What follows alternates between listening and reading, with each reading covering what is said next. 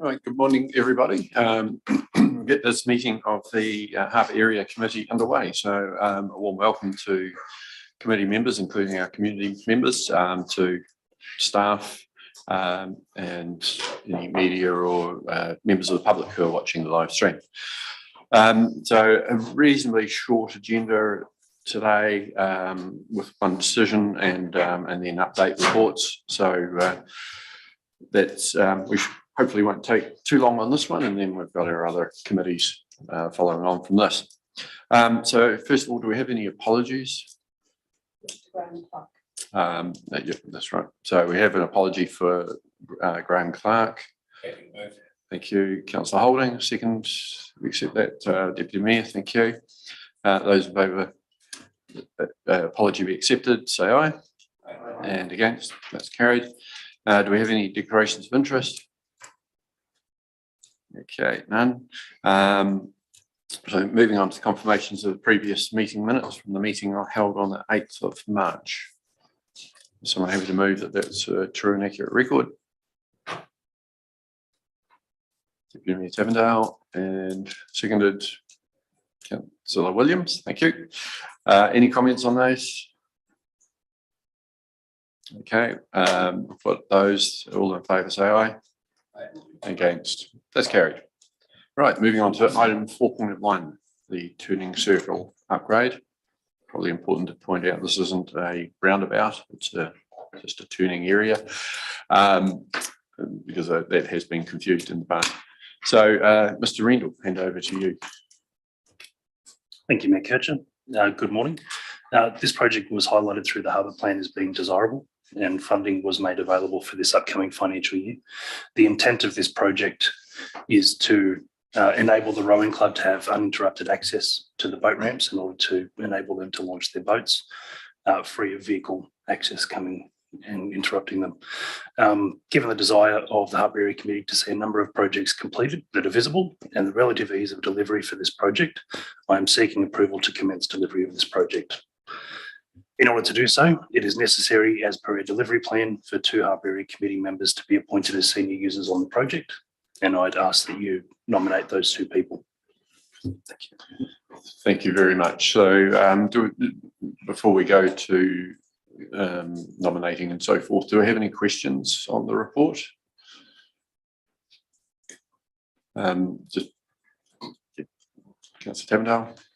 I was just trying to get a good understanding of the costs and things involved. Under the discussion, the last paragraph, you talk about option A and option B when we've got option 1 and 2 down below. But option A has a initial cost estimate of $90,000, and that's saying it's no longer a priority project. So it shouldn't. I'm just trying to, like, obviously we've made a mistake with this, but I just want to get an idea of the costings you've got down there, where they actually do sit, and just yeah, sorry. Through you, Mr. Chair. My apologies for the confusion there. Option A and B are 2 possible delivery options for the project. Option 1 is to determine that the project is no longer required. That would be that we don't deliver any work in this area. Option 2 is approve initiation of the project without any senior users appointed. So I wouldn't have members of the Harbour Area Committee to assist in delivery of the project. And then option 3, which is the preferred, is to have a few senior users there to assist us. And they would then go through the process of looking at those delivery options, option A, option B, and whatever other options might come up, and determine a preferred. No, that's a bit clearer, thank you. Can you just give a wee bit of an outline then of the difference between option A and B? Because obviously one's well within budget and one's well outside of scope. Because if we are outside of scope, is passing it via the Harbour Committee the way to do it, or do we actually need to come back to council? Through you, Mr. Chair. On page 15 of the agenda, there's an attachment there which has 2 drawings that are marked up. Option A includes some hard landscaping, some curb and channel, some bedded garden areas to limit access of vehicles going through the area. That's the more expensive option there. Option B just has some bollards and indicatively some chain, but chain probably wouldn't be preferred because people may not see it and trip over it, etc. So it would just be some bollards that limit access to the area. Option A obviously is a more permanent option, and it provides a better aesthetic as opposed to the bollards. So both would keep vehicles away from the boat ramp, which is what's requested, but obviously at different costs. Thank you. So just with the budget side of things, then if we went for, say, the $90,000 option, does that need to come to the council for ratification?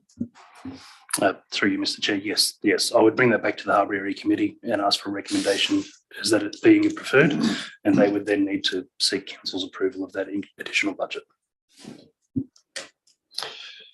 Mr. Kelcher.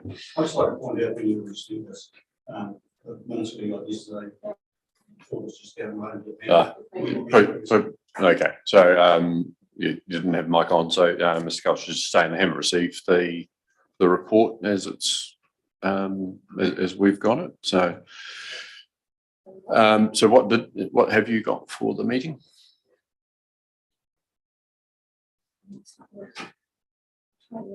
So, I think it's just warming up. It has to go through a startup process. So try pushing it again now. Okay. Yes, just pointing out we hadn't received that. We've got some minutes of the Harbour Committee meeting, the 8th of March, but we don't have the other information that you seem to be talking about. Okay. Philippa has just downloaded some pictures on screen here, but Off the district council website. off the website. So Okay. we're a wee bit behind the 8 ball. Right. Apologies for that. We'll sort that out later on. So as far as dealing with it now, you don't have the report at all. So no report, no pictures. So the images there, hopefully you can see them on there now.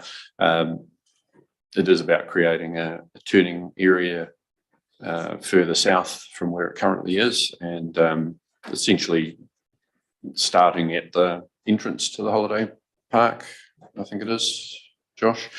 So having that start there, the first option, or option A, is very much quite a bit of work being done to level out the area, utilising the car parking space that's currently there, so taking out those car parks and creating landscaping and so forth. The other is certainly a more simple one, which is really just putting bollards at where the new turning area would be, and then having some paint on the ground, which I'd say needs to. It's showing us continuous line, but I would imagine it's probably going to be broken yellow lines to say no parking anywhere on that circle. So that's what we're talking about. We've got one option which is very much in spec as far as the price budget goes, and that's the second option, which is I mean, personally, I think that's a reasonable option as far as there's not a lot of work needing to be done. It's keeping the price down, but also if it turns out that this doesn't work for any reason, it's easily reversible as well. I don't think it will need to be. I think it will work, but it does have that extra benefit.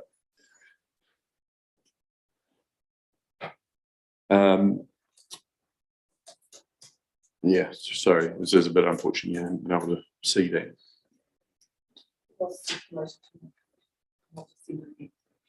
So councillors, have you got any other questions or comments on just looking at the councillor members?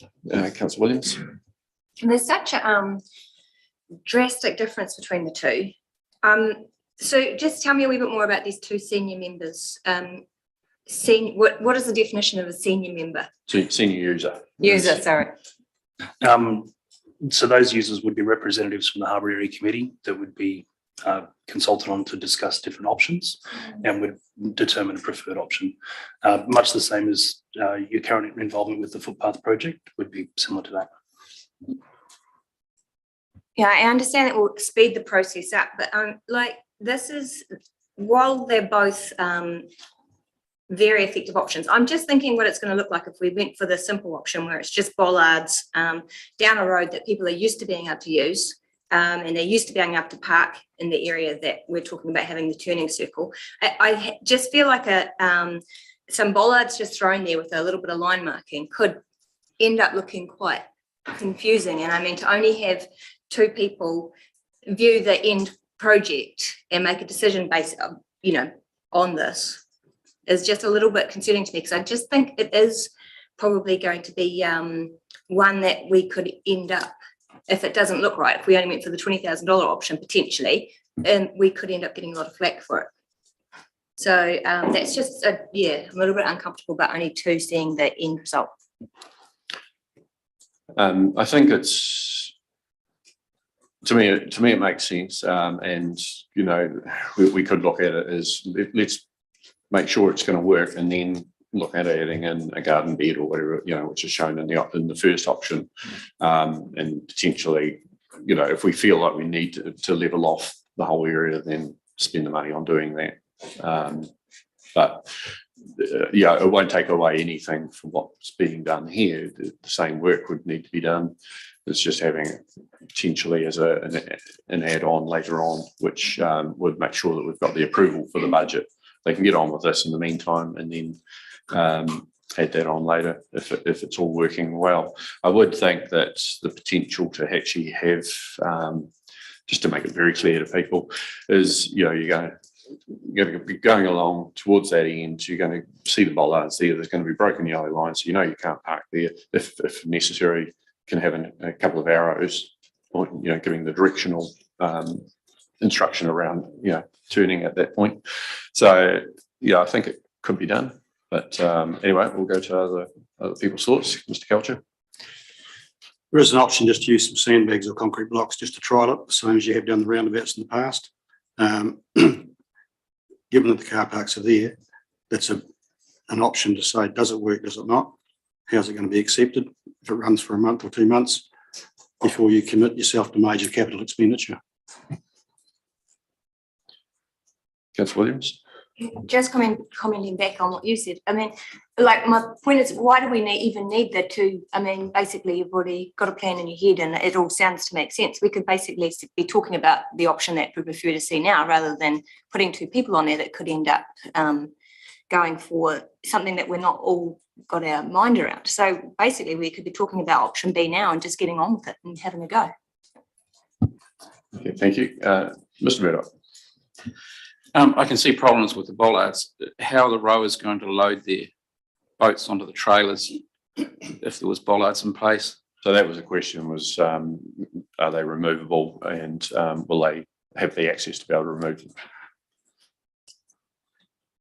If you turn your mic off, Stephen, thank you. Through Mr. Chair. Yes, the intent there would be that we'd have a removable bollard, that the rowing club would have access to be able to remove that bollard for when they need to be able to load their trailers on and off. As far as whether there's two senior users appointed for this project, that is what's indicated in the harbour delivery plan. If we want to divert from that, I'm open to doing so. It was just to enable a few touch points with the harbour area committee without needing to come back for each decision.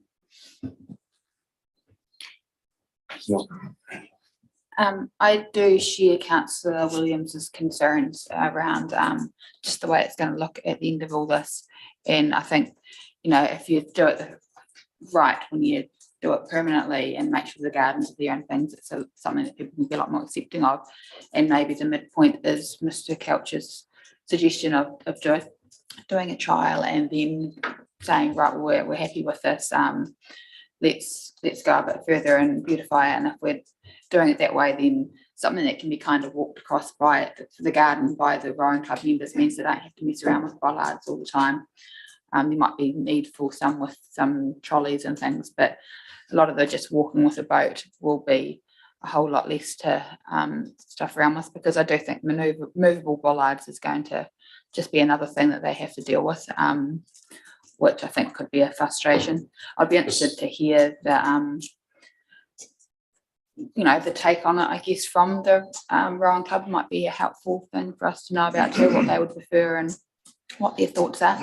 I just feel like maybe if we did a bit of a trial to see how it works out, and then, you know, we need a bit of an understanding of how you do jump from 20 to 80 or to 90 and what the different choices are in there, if there are any, because there might be some things that we take and some things that we leave. So maybe just a bit more teasing out so we can understand, the way. So the need for the moving the bollards is only if they're bringing the trailer in to put the boats on. When they're bringing boats in and out, they've got the open access from the garage door opening through to the beach, which is the purpose of this. So it's when they're actually taking them by hand and launching on the beach. They've got that is all clear. They'll probably be using their trailers, you know, maybe once a week or once, you know, during the season. But happy to have any other feedback on that. I assume we have talked to them. We talked to them in the development of this plan, and that we're certainly in agreement of having the roundabout move, because the whole point is to try and create easier access and safer access between the building and the water. Mr. Murdoch. The only other thing that concerns me a little is being a mooring owner myself. My dinghy sits along there on the dinghy ramp, which is about 8 to 10 dinghies there that we no longer will have direct access to. It's quite a long way to carry gear, and if you've got bollards, then that'll be awkward for us as well. Mr. Rendell, any comment on that? Not something that had been considered at this point, no. There could be a removable bollard that isn't locked, so just pull it up, drop back in. There's a few different options there. Otherwise, if it was a locked one, we could have a key for those that do have a dinghy in the area. The intent here is just to reduce the number of vehicles that are interfering with the rowing club's activities. Councillor Wallstein. Thanks, Mayor Kircher. Yeah, I was just going to raise between option A and option B, the whole of life cost, if you like. Option A with your garden plots and everything else, there's just more gardening to be done. So there's an ongoing cost, whereas option B with just a lot of the bollards, there's no ongoing cost. So, and I think, and just following up the point that was made in the report, that the rowing club, last paragraph under discussion, middle paragraph under discussion, this would be done in such a way to continue to allow the vehicular access to the Omri Rowing Club while restricting access to most public vehicles. So I think either one gives them access as required by the minutes. But I think this, the simple one, option B, is a cheaper long-term whole life cost.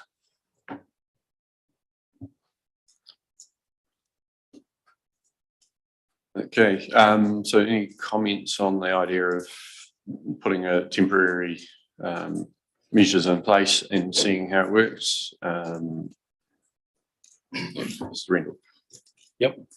Yes, if the Harbour Area Committee today determined that they wanted to initiate this project and us carry on and do it, yes, we could try it. We could do a trial before implementing a permanent solution. Again, that would be in discussion with the senior users that would be appointed from the Harbour Area Committee, and our methodology for delivering the project would be discussed with them. Councillor Williams and then Councillor King. It's just a quick one. I'm just, Kevin, are you aware of any, is there boy races down there at night time? I'm just really worried about bollards in the middle of the road. You know, all of a sudden turning up and taking out someone. No, I'm not aware of any boy races down that part of the road. It's quite a tight turning circle as it is down there. So with the judder bars, yeah, that's not really a problem. Yeah, you know, I mean, certainly in my mind, you know, it's what we're doing is just having a very similar setup to what's already there. It's just going to be that bit further south, and we, you know, the paint on the road will be obviously an important indicator about, you know, you've reached the end of the line. At the moment, the bollards, I don't think are reflected. I think the timber ones. What was envisaged for the type of bollards that you're going to use? No, that wasn't a detail I'd yet looked into. I was hoping to keep things fairly standard across the harbour, so it all looked very, very similar. But given that we are shortening the road, some consideration will have to be made to ensuring that people do see those bollards. Yeah, and even if it's timber, I mean, you can always put reflectors on them if need be, if we think that is an issue. Councillor King. Yeah, my question is just about the size of the turning circle. Is it bigger than the one that's existing? Because you've got to have several goes at getting around. There'd be advantages in being able to do it one sweep. Through you, Mr. Chair. The size is fairly similar to what's already there. The road as it is isn't overly wide, so it doesn't leave a lot of space. By taking those few car parks, you do widen it slightly, but not a significant amount. No. That actually worries me a bit. I thought for me, the intention behind this turning circle, as well as helping with the rowing club, was to make it a bit safer so you don't have big vehicles backing onto a playground. I get we've moved it a little way away from the playground, but it's in my view, it needs to be fixing that problem if we're going to spend this money. And I don't know whether or not we look at the garden beside or whether there's some other way we can do it, but you know, we need the intention I understood behind this was to make sure that cars could do it in one go safely, so you don't have cars backing onto a playground. That was a secondary reason, and the reality is they are a lot further away from a playground. So it's I think it's one of those issues of, you know, what are we trying to achieve, and then how much do we spend on it? There is no extra room really there without encroaching on where pedestrians are going, and I don't think there's any easy way around that one. Mr. Culture, you comment on that? I think if we can't make a turnaround to get around in one hit, we're wasting our time. I think it was a high priority at the time, but I do understand that we don't want to back into the playground, but it wouldn't be hard to put a decent sized fence around there that you can't back through. But if we can't improve the turning circle so you can get around in one go, I believe that we just shelve the whole thing.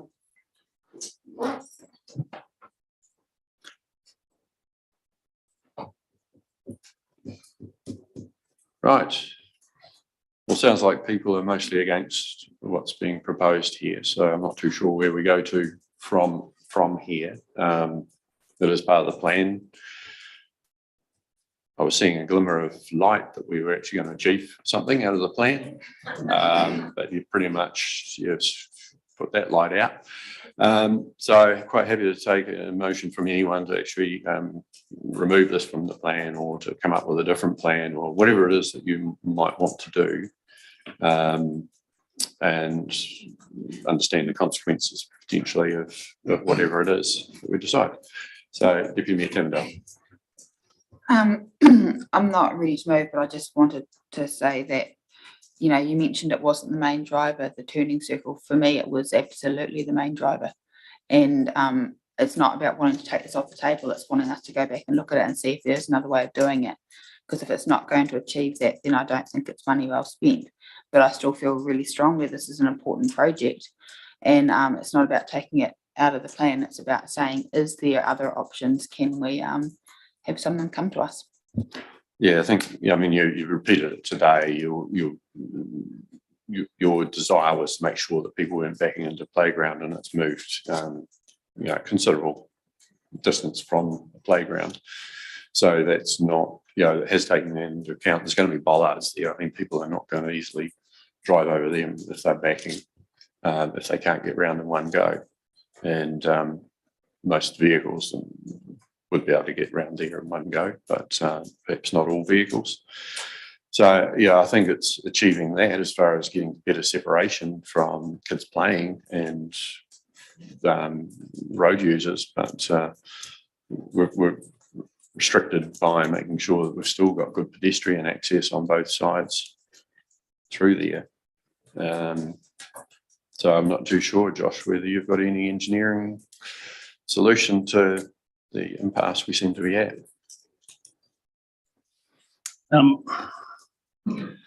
As I said, this does slightly increase the radius of the turning circle. It isn't a significant amount, but we are quite constrained within the property boundary there and the existing footpath. To widen anything out further would either limit the size of the footpath, or would require us to retain further and send it further out. Unfortunately, yeah, the constraints are what they are. We can only really work within them. This is one of the wider points of the road, so this is kind of maximising the benefit we could have from that. If the Harbour Area Committee determines that this project isn't something that they want to carry on, that's up to you. That's fine. Councillor Wallstein. Yeah, just looking at the map in the top right-hand corner, I've shown the turning circle. Just if it was moved slightly south, slightly back towards Forester Heights, then people could turn back into the entranceway into the caravan park. That would just need one tree to be taken out, and so they wouldn't be able to turn. Make no difference to the width of the size of the turnaround, but it would give you an easy access to back into the entrance into the caravan park if you needed, if someone needed to have more than one crack at it. Through you, Mr. Chair, yes, it would. That caravan park is private property, so I don't know if I want to encourage people to be accessing that access way. There's already quite a few vehicles that do move in and out of there, larger vehicles, RVs and camper vans and so on and so forth. It would also require us to remove one of the existing trees and one of the plantings that are there, which yes, we can do that. Obviously, we'll need to have a discussion with the caravan park and probably alter their lease. Am I right in saying that the original harbour plan actually had it sitting back a little bit closer to the caravan park and utilising that space somewhat?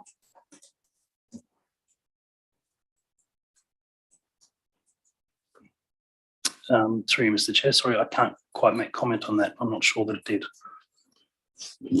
Well, I would say that if you do that, you will have to take that garden plot out. That's the only thing. And yeah.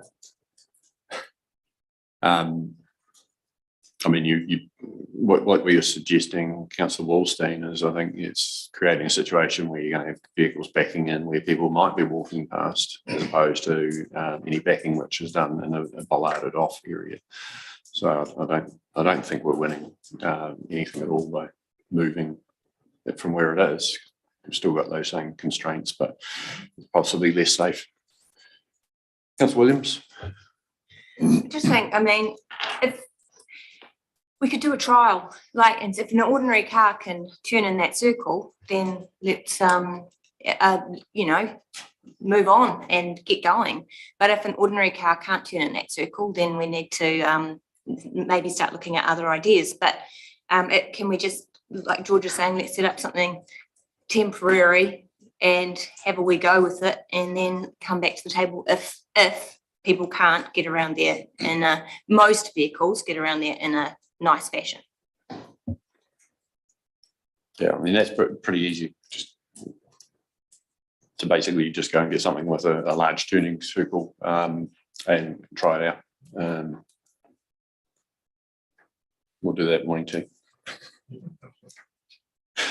Yeah, any other suggestions or thoughts? Councillor Wallstein. Just a question, Mayor Kitchen. Josh, on your map, it shows the turning circle radius 6.74 metres. That shows that as being half it, not the whole. Just the lip from the middle out. What would the radius be required? Would normally be provided for a turning circle? Can you tell us?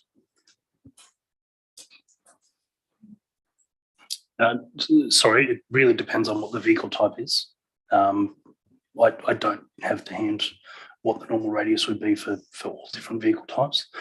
Generally, I would expect a 6.74 metre radius turning circle would be sufficient for most cars. Okay. Mr. Murdoch. I think George's idea is a really good idea, because I think there could be a bit of a pushback from the community with losing at least 10 car parks along there as people do go to the gym. And so they'll take up other parks along there. People that use the moorings will also take up parks, which as a mooring owner, it was never discussed with the people that have dinghies along there about this proposal. So yeah, I go along with George's idea. Okay, so I'm waiting for someone to propose a motion. I propose we check the turning circle of the average Toyota Ute, Ranger Ute, because half the vehicles are Utes these days. See how that fits with that. Relook at the site to see if we can creep some more area without encroaching on other people's property, and trial it in a manner that to see if it works, and have an open mind about where we go after that. And that's not a motion, but you can put some words around that. So we can take it that the Harbour Area Committee approves the commencement of the turning circle upgrade project utilising a trial in first instance, and then do we want to appoint 2 members to do that, or do we all want to see what, go down and watch a Ute turn around?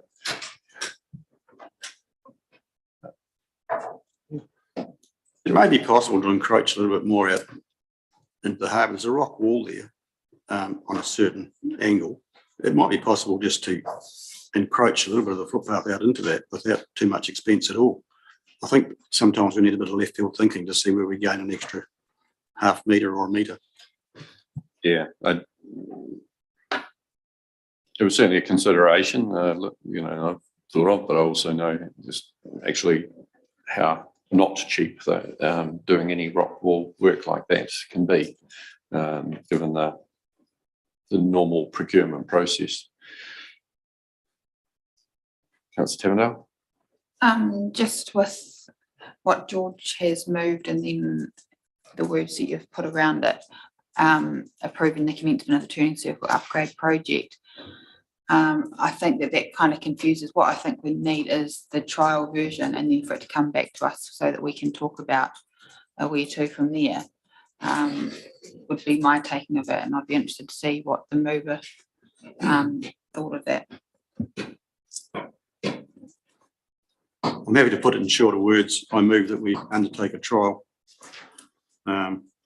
set up of a turning circle to see how well it works, see what the public feedback is, and then come back to the Harbour Committee for final approval to go forward. Thank you, seconder. Councillor Tavendale. Any further comments? Okay, I'll put it. Those in favour say aye. Aye. Against? It's carried. Okay, moving on to the activity update, the projects update. Mr. Reynolds, can you speak to this? Yes, thank you, Mayor Kitchen. Yeah, before you, the projects update. There hasn't been a lot of movement since our previous update. Notably, the renovation of Holmes Wharf is continuing. There's far more decking being installed there now. Most of the decking that is coming off isn't utilisable in the future. It's fairly well rotted, which is a bit of a shame. Footpath work should be due to commence on Wansbeck Street within the next few weeks. Just waiting on a traffic management approval for that one. Yeah, that's all. Thank you. Okay, any questions or comments? Councillor Wallstein? Yeah, thanks, Josh. Just one question regarding the breakwater, the Holmes Wharf work. I've noticed quite a bit of timber floating around in the harbour and also being washed up on the beach. Sort of thing. Is the requirement for the contractor to make sure that any timber off the wharf doesn't go loose in the harbour and cause a risk to boating or anybody else? Through you, Mr. Chair. Yeah, yes, there should be a requirement there that they do clean up any swarf that is entering the harbour area. So I'll have a chat with our project manager on that one and see if we can't get that fixed. Yeah, I was talking to them the other day and they actually made reference to having to go in and fish stuff out, but obviously haven't fished it all out. Mr. Murdoch. I've been involved with that too. I've fished out quite a bit and have reported to the builder when I see a build-up of material on the beach, and he has been doing his best. What happens is there's a bun that's supposed to contain everything inside the wharf area, and it's getting hooked up with the tide going up and down, and sometimes they don't realise, so that material can escape.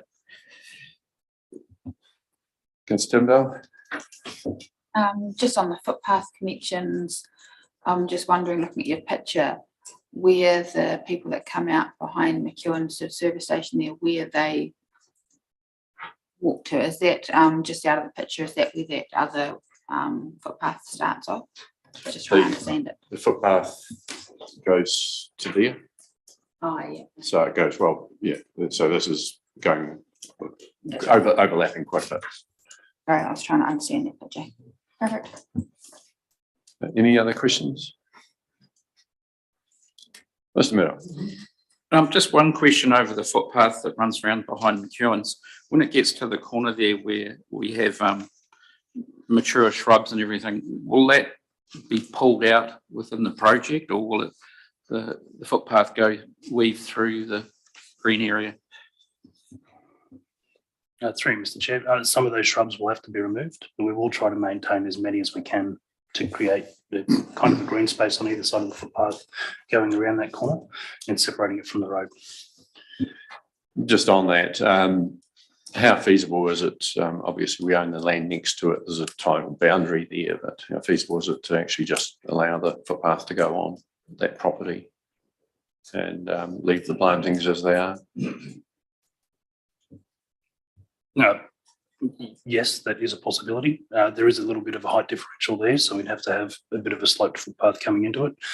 In doing this, we were trying to limit the intrusion onto that land. There is also the whale pot that does need to be removed from that corner, so that'll also free up some space. Yeah, it's right in the midst of things, but yeah, it's trying to make sure that we're keeping as much there as we can, I guess, and as the so Councillor Williams, you're on that. Andrew House is on that. Yeah, I mean, we did a site visit down there with Josh a wee while ago now, and went through all the options of what it could be, and regular walkers of that area as well, me and Councillor Wolstein, and this definitely seemed like the most sensible option. Councillor Wolstein. Yeah, just the initial option was to actually follow the road verge along rather than go across the railway line. But if you look at the map, you can see on the map that there are 3 big power poles there. So it required the power poles to be removed and power undergrounded. And also the bank there is on quite an angle, so have to be probably a retaining wall and leveled off. So the option that this option now, option B, if you like, is a much cheaper option than the option we looked at initially.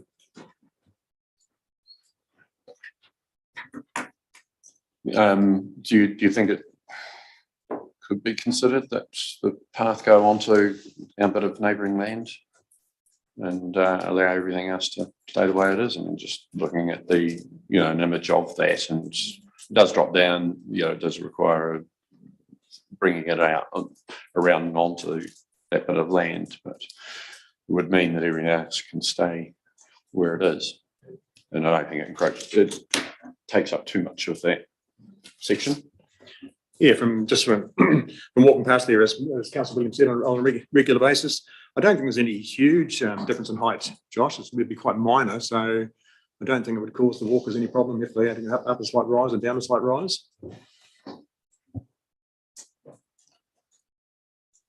So probably at this stage, we'll ask is that the people working on it consider that as an alternative.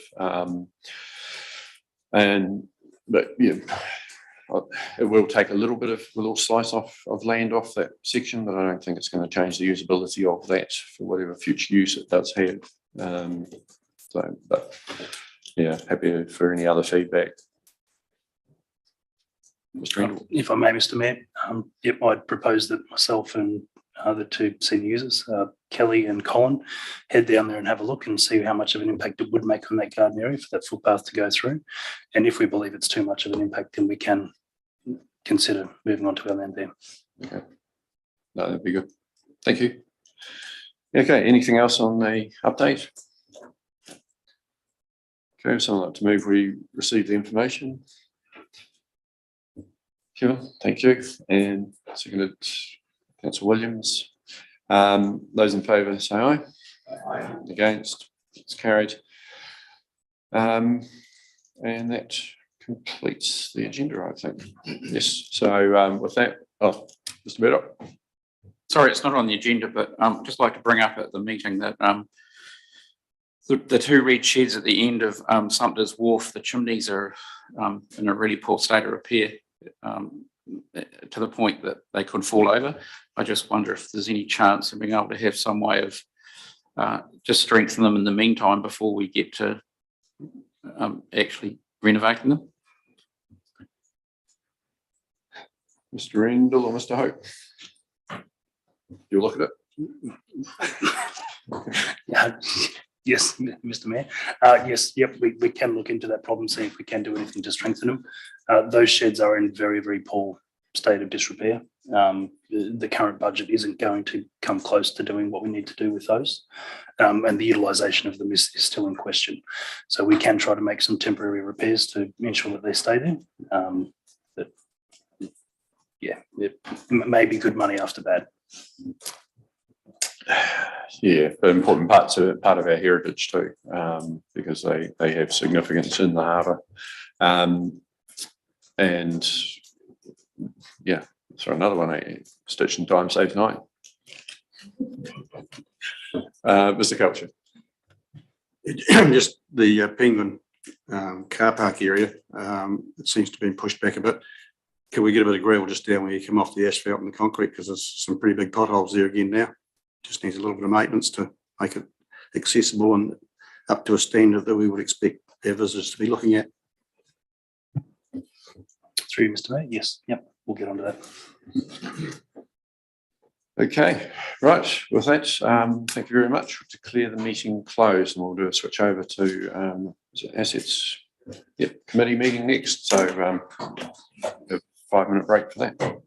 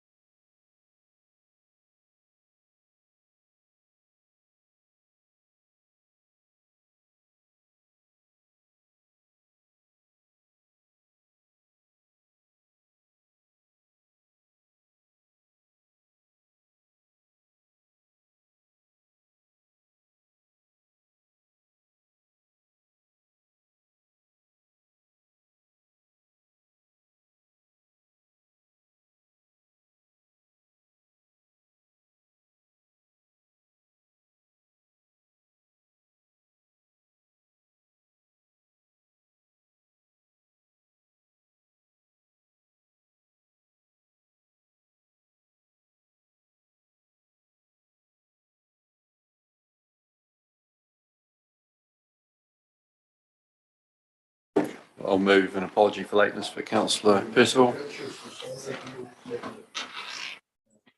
Oh, you need your microphone on. Right. All in favour, please say aye. Contrary, no, and that's carried.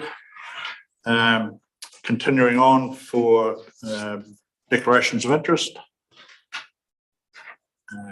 Moving on to confirmation of minutes, page 6. Thanks, Councillor Holding. Is there a seconder? Councillor Milmine. Councillor Williams, sorry. So any comment at all? If not, moves that they've been moved and seconded, they'll be true and correct record. All in favour, please say aye. Aye. Contrary, no, and that's carried. Moving on to the activities update. We'll go through these page by page. So So if you just indicate if you've got any questions. In the wrong lot here.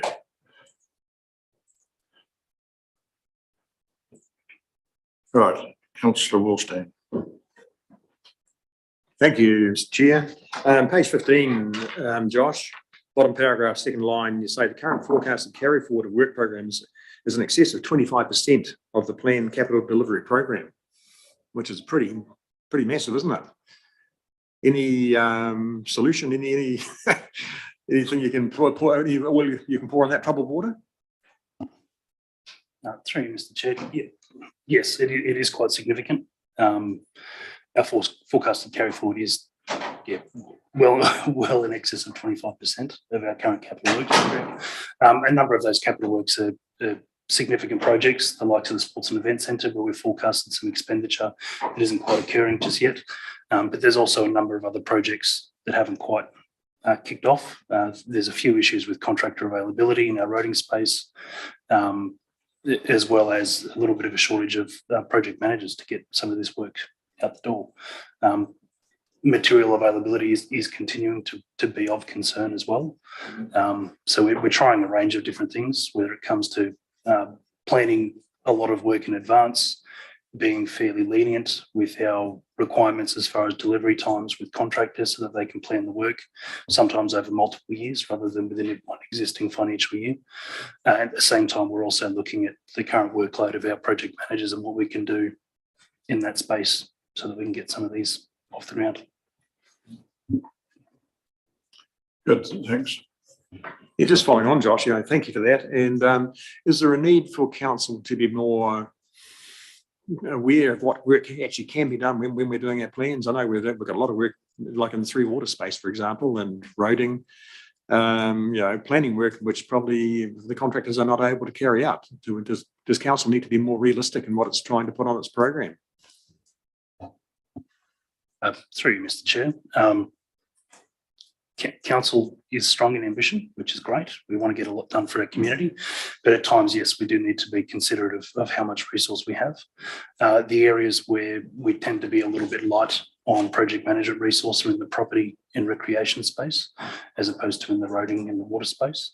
I believe looking at delivery, certainly, it's the property and recreation space that are behind, as opposed to the roading and the water space.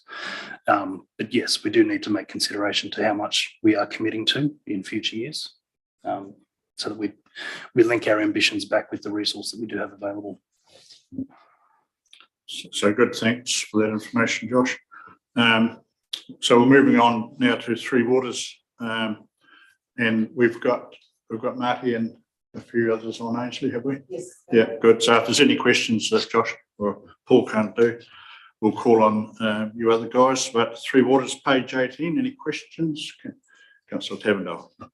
Just on infield, so obviously we had a conserve water notice and then we lifted it and we've put it back on now, is that right? Like what's the intention moving forward for this? Because obviously you're looking at water usage and whether or not there's a problem there, but is this going to be something that we're going to be looking at conserve water until that is worked out? Yep, through the chair. So we did have some wind. The water loss or water use dropped to an extent where we could remove the conserve water notice. Fortunately, it kicked back into gear. We believe there's been some water tampering, restricted tampering going on. So we're just started a process of renewing restrictors on the entire scheme. It'll take us some time to do that. So what we're finding is some restrictors aren't in place. So the team's been actively working on it. I've got two guys working on it several hours a day trying to address the problem. So yeah, it's certainly one of our priorities, top priorities. Thank you, good luck. Cheers. Councillor Williams. Yeah, just a quick question, Marty. What is the cost of replacing all of those restrictors on that scheme? The cost is about $200 a unit. It's funded out of depreciation. So every 15 or 20 years, we renew restrictors anyway. So that this is just sort of part of the program, so to speak. So it doesn't have a financial impact apart from using depreciation funds. Mr. Wallstein. Can you tell us, Marty, if you find a water user who has removed his restrictor or has brought it out to allow more water through, is there any penalty applied to them for the excess water use they've had over the prior period? It becomes a bit problematic. We do have a water supply bylaw which we can enforce, and we now have a compliance officer who will investigate these further as to. But in the first instance, we just want to set it right. So we will be going and discussing whether we take enforcement action against the individuals or not. It'll depend on each individual circumstance. Good, thanks, Marty. Any further on that? Councillor Wallstein. Yeah, just to respond, Marty, I think just from a point of view of that, what people have done, if they've actually removed their restrictor or if they've drilled the hole out to allow greater flow through it, they've actually committed water theft. So I think it's something the council should not just turn a blind eye to. I don't know what you can do, but I think it's something that needs to be enforced in the rural community. That's something that the council won't tolerate. Yeah, through the chair, it's something that we have done in the past and we have enforced it. The first instance is to ensure that people are getting water. So we'll set the problem right and we'll look at the compliance side of it and whether enforcement action is appropriate. We have in the past taken people through the police system. It is something that can occur. It just takes lots of officer time. So it's a sort of case-by-case scenario. Good, thanks, Marty. I mean, it's not so much for that individual, it's for their neighbours further down the line that are the ones that are affected. So I'm pretty sure you'd have our backing to follow up on what's necessary, really. Okay, moving on to anything further on page 18, 19, 20. Councillor Wallstein. Yeah, thanks. Just on page 20, Marty, the Otopetata campground water supply upgrade and all the water being supplied to campgrounds from the Otopetata water supply. Just what is the state, what is the capacity of the Otopetata water supply to supply water to increasing areas of consumption? Yeah, through the chair, we have a reasonable amount of capacity. We built in about 30% extra capacity when we did the drinking water upgrade. These supplies are 2 tanks, generally. There's one supply which would be on demand, but we don't expect the camps to be very high users. They'll be metered and we'll keep an eye on it. I don't expect any significant impact on the Otopetata water supply itself. Page 21. That moves us through to roading. Anything on page 22? Councillor Tavendale. Just want to say thank you for the work done on the River Road in Kakanoi. That's been really well received by the community and enjoyed by seals as well. Thank you. Page 23. 24. 25. Councillor Tavendale. Sorry, just 24, the intersection upgrades. And I just note that intersection upgrades have been the bane of our existence a few times in last term, and whether or not you've got a touch point with perhaps a share of assets or any other councillors as to the way they're going to look and way they're going to work before we hit go. Are you there, Mike? Yes, I am. I'm not sure if the pictures actually come on. I tried to turn it on. Good morning, everyone. Yeah, we can see you. So we have circulated the broad changes where things are going to happen. What we're doing at the moment is not changing any of the flow paths, just defining turning positions at the intersections at the moment. So we've got plans available to actually circulate, and we can do that through the chair if that's your wish.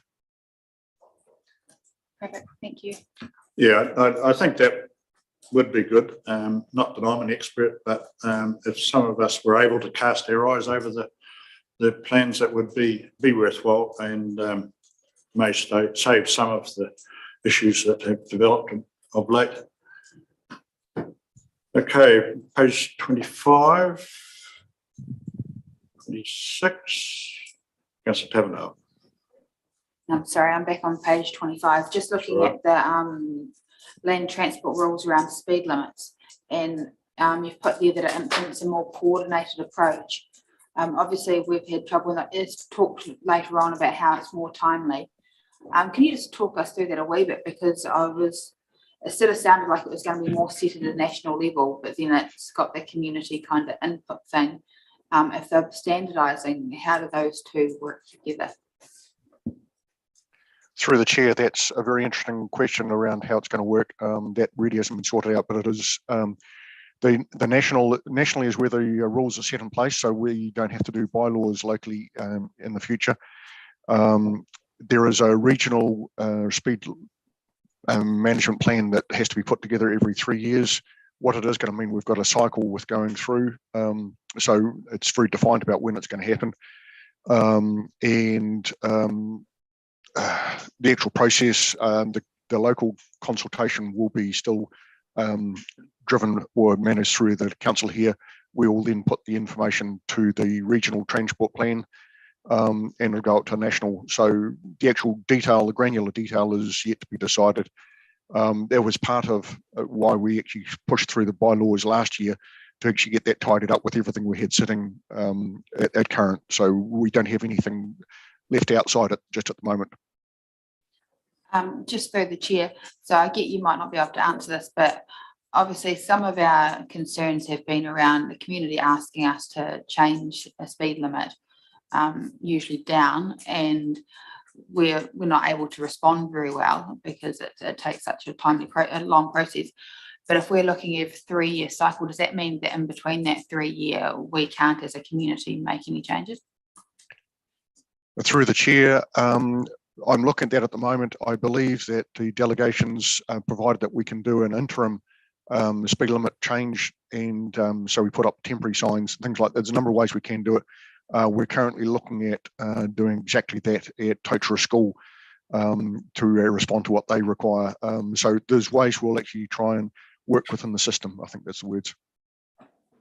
Thank you. Thanks, Mike. Is there anything on page 26? 27? Councillor Wallstein.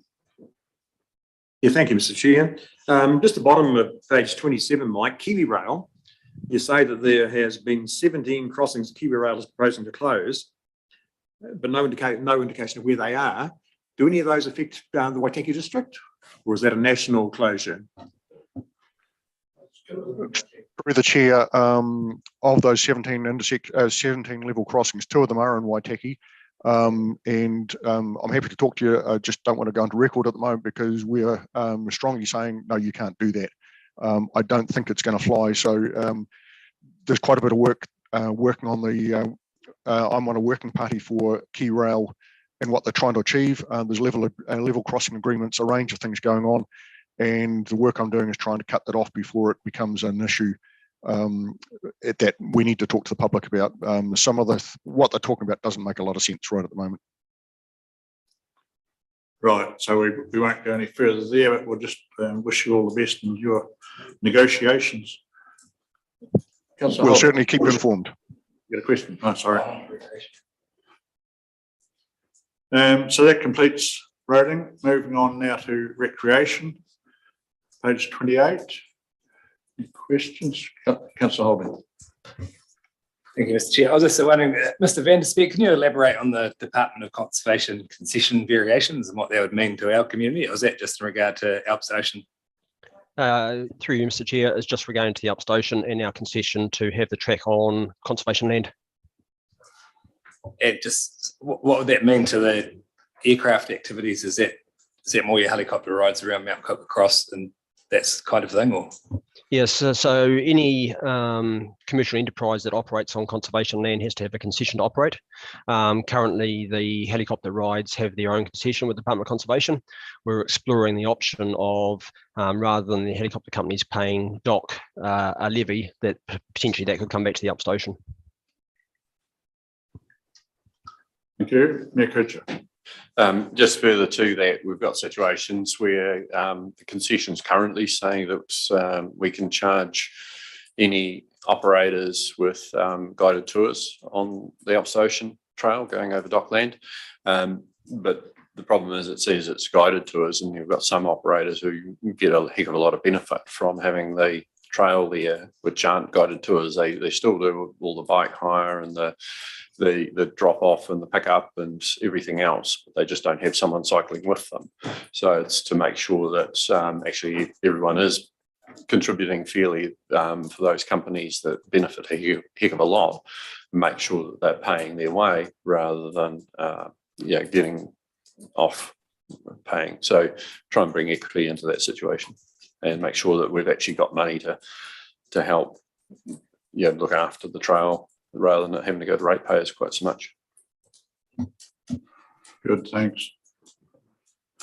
Okay, so moving on, page 29. Page 30.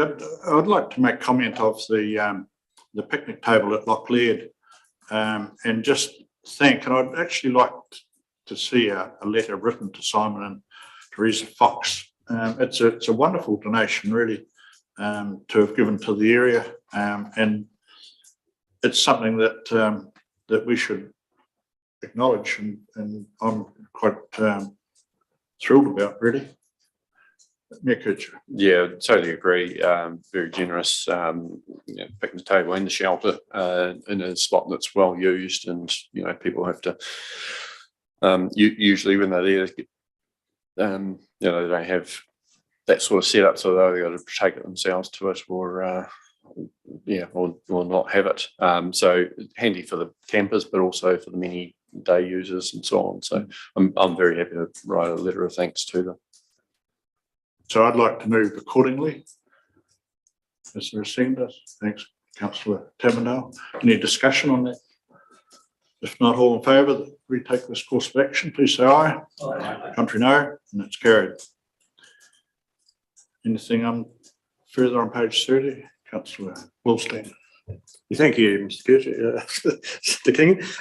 Just on the picnic table, I agree totally with the resolution just passed, and thank the Foxes for doing it. Just wondering what the procedure is for them to gain approval to put the picnic table. Have they gone obtain council consent first, or what is the process? Anybody else who may want to do a similar thing? Because I see it does actually, prior page does say that they have kindly donated another picnic table, so it's not the Fox's first one, I assume. So just some background information. Perhaps you could answer that. Certainly. So no, it isn't the first one. They donated one last year as well at Sailors Cutting. The process is outlined in our reserve management plan, where council may accept donations subject to the need and the style and design of an asset. So basically that's something that's dealt with at an operational level. If it was to require some sort of memorial plaque or other associated plaques or signs. There's another provision in the reserves management plan which allows for that at council's discretion, and would tend to bring those things to council's attention and discussion. And when it comes to memorials, it tends to be in terms of something or somebody that has made a significant contribution to our community, as opposed to individuals. Thanks, Eric. Moving on, page 31. 32. Yep. Councillor Williams.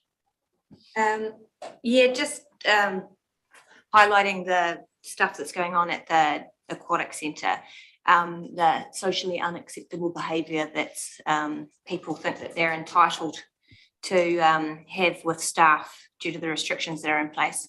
I don't think there's ever an appropriate time for people in our community to physically or verbally abuse people that are working in our community assets, and I think it's a pretty bad sign of the times when we've got people out there acting like that. I'd like to know more. Is it whether it's children or adults acting in this manner, and just trying to get a little bit more to the bottom of it and see if we can do something to help.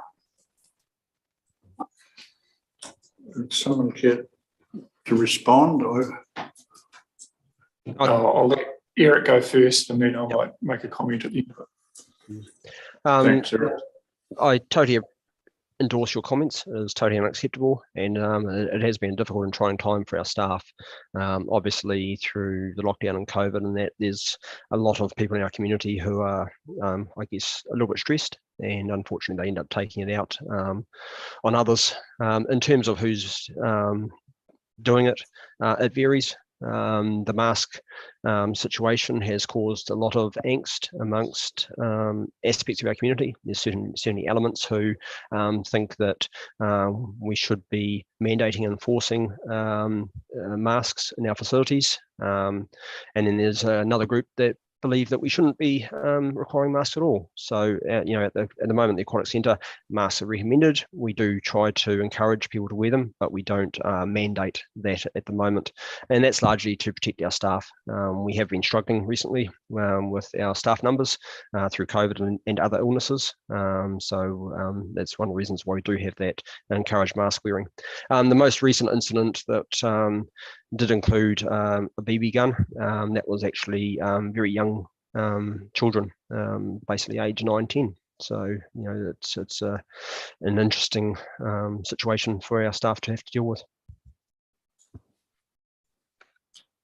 Oh, sorry, could you also just talk about the impact on operating hours and some of that other things that are happening at the aquatic centre, and then I'll make a comment at the end of that.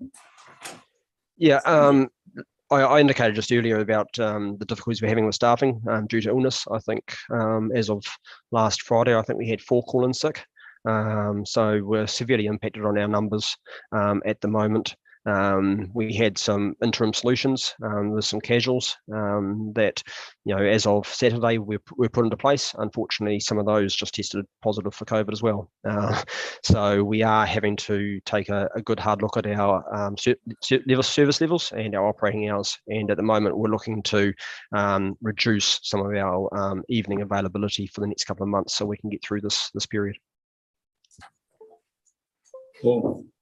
Yeah, so I mean, you know, we do sort of apologise to the community that you know, the level of service we are having to make changes at sometimes relatively short notice, but it's just where we are at the moment. If we can't staff the aquatic centre safely, then we can't open it. It's not safe for the staff, and it's not safe for the users. So you know, we've certainly empowered the team over there to make decisions when they need to. About closing at relatively short notice. And again, we apologise for that, but it's just we can't operate an unsafe facility. So you know, the team have done all they can to get people on board and get them, make them and see who's available. But yeah, if you get 4 or 5 in a day that you're relying on to do something, you know, we can't have people sort of work excessive shifts, you know, one day after another. Again, creates a it's unsafe for the people and unsafe for the community. And in terms of, I suppose, staff safety and wellbeing, you know, the exec team gets to see all of the health and safety incidents. We have a reasonably high level of concern about what's been going on, and therefore we are looking at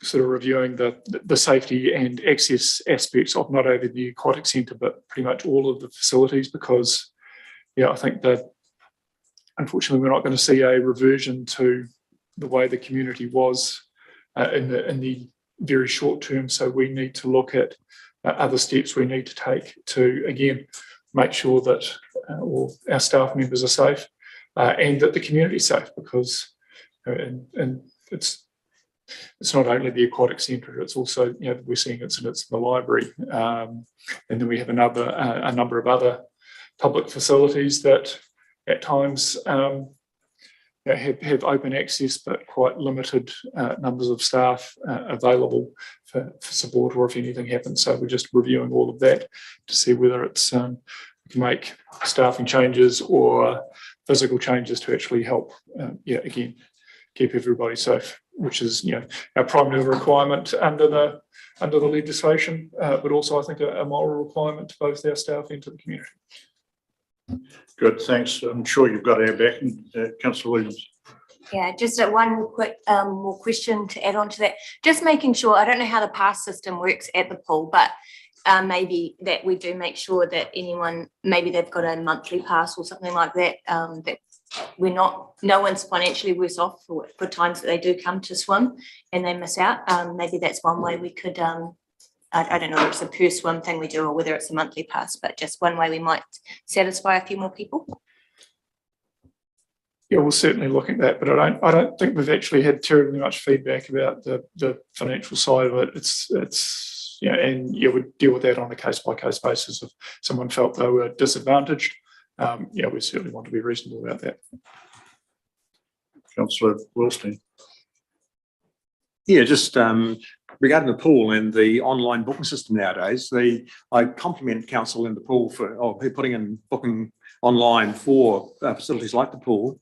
I had a comment recently from a parent who tried to book their child into a learn to swim program, and this parent is quite a computer literate person, but they said they had a lot of trouble trying to find where it was on the website, and they finally managed to book their child in, but apparently said it took quite some time. So just for a request for the IT staff to make sure that the access pass to the booking page is easy to find and follow.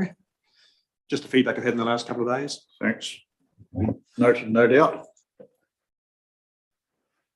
Okay, so moving on, page 32, 33, 34. Councillor Holder. So Eric, I just say I noticed in the playground maintenance you've been replacing some equipment. What is our maintenance schedule for playgrounds? Is it sort of a monthly or annual thing? I noticed in the Friendly Bay Park the other day, Steampunk Park, the basketball court is getting quite a slippery surface over winter. But do we look at those things annually or just as they come reported? Or so the playgrounds, the harbour and the gardens playground get audited monthly. The other playgrounds get audited every 2 months. The hard surfaces, of which concrete pads and that are inspected and audited every 6 months. So I'll take note of your comment regarding how slippery that is and look into that, but generally you should get picked up on every 6 months hard surface audit. Good. Page 35. 6. 37. Councillor Tavendale. I'm sorry, I'm just back on 35. That's all right. But just talking about the landfills on private property, do we have a lot of those? And is there a need for, I guess, councillors to be made aware of how many we have and what risk might be around them? Through you, Mr. Chair, I'm only aware of the one, which we're trying to formalise council's acquisition of that piece of land. Okay, has some, but that's only got the one. That's great. I'll follow up with Steve and just come back to you on that one. But at this stage, I'm only aware of the one. Okay, that's awesome. And I just wondered around the waste energy plant meeting, whether we sort of adopted any role in that or we were just there to listen.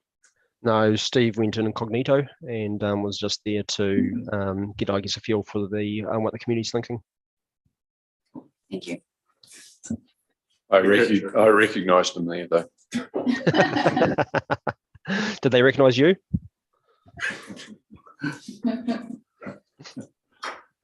Okay, councillor Hopkins. Thank you, Mr. Chair. Just a question about the illegal dumping and littering. And the landfill fees. It was intended to front foot the education and awareness around this. Now, I seem to recall, and Josh may be able to help us here. There was some talk towards the end of last year about a campaign relating to this, advertising or reviving previous campaigns about fly tipping. Is there anything in the light of the increased landfill fees proposed? Is there any active intention to revisit or run such a campaign? Who would like to look after this? Can you just, clarify, councillor, where in the report it says we're increasing our landfill fees? Well, illegal dumping and littering, the item at the top of the page, it was intended to front foot the education and awareness around this as, with increased landfill fees, it can be expected to see an increase in illegal dumping and littering. Yeah, so I guess that's probably looking longer term.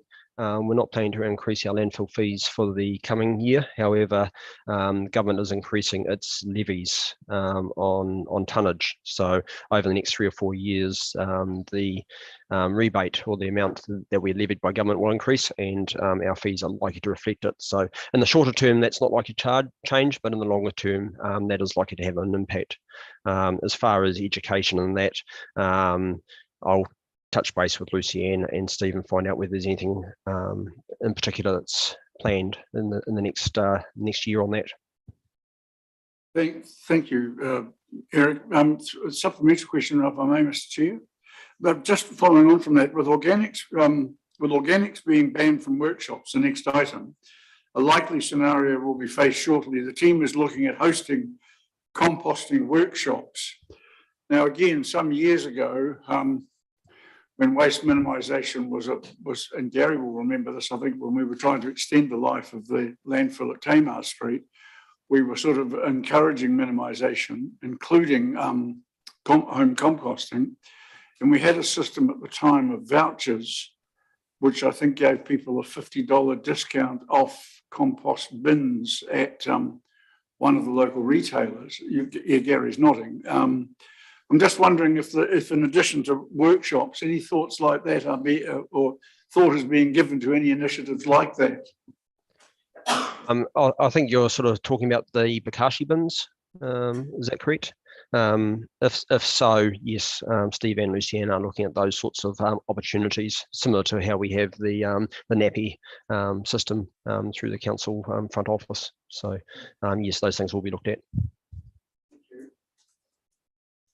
Now, Kelly. Yeah, just a question on page 37. There's a project, Beautification lighting.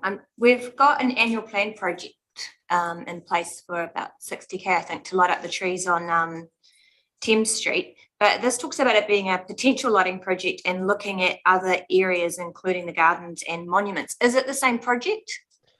Through you, Mr. Chair, yes, it is the same project. We're looking at 10 Street as the first option. There is some concern about the cost of trying to get power connections to those trees in the centre of 10 Street.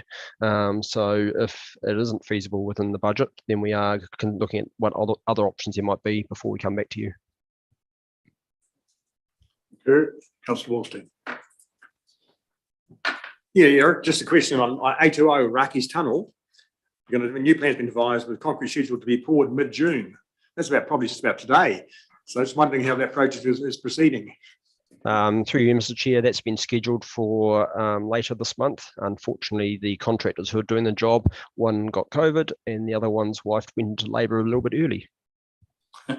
Right, we're getting down to minor details.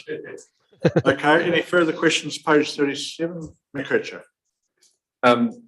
Not so much questions, but a wee bit of information just on the observation. So there's been, nationally, there's been a study undertaken to look at the economic benefit and user numbers and so on the different trails.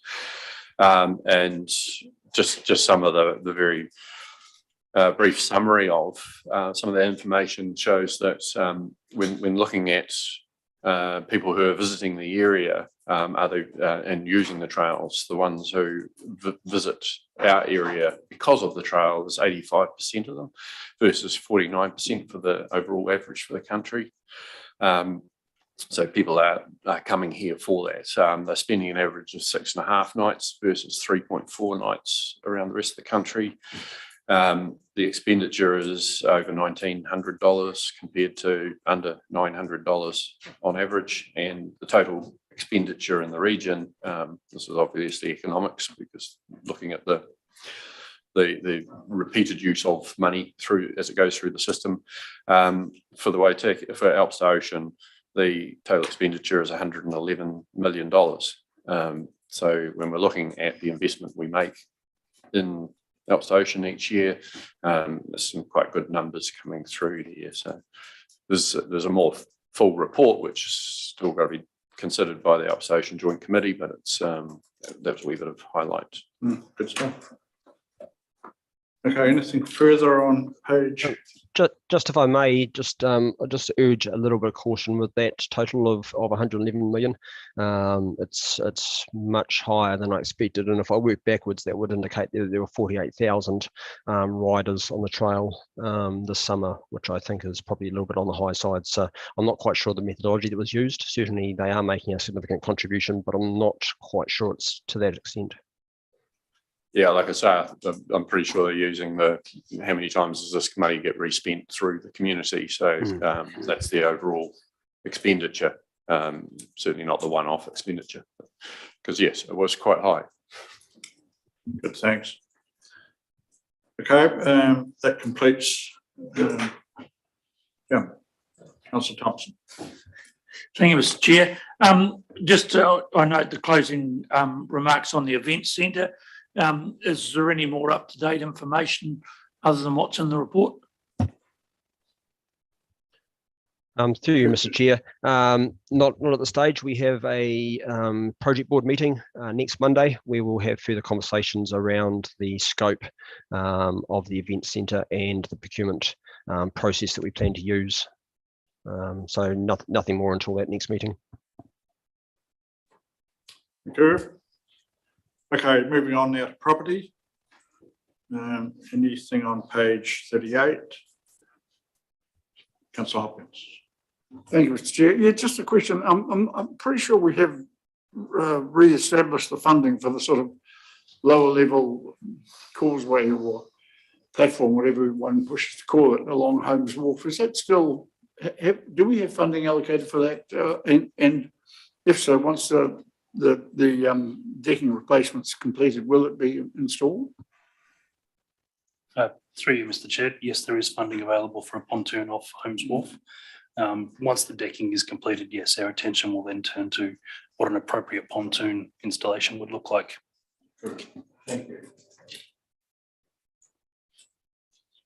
Page 39. And that completes the Assets Committee meeting. Is any further comment or question? If not, I thank you for your attendance and declare the meeting closed. Shall we will just cease now, I guess, and start. We need to receive that report. So thanks, Mayor Kircher. Seconded, Councillor Holding.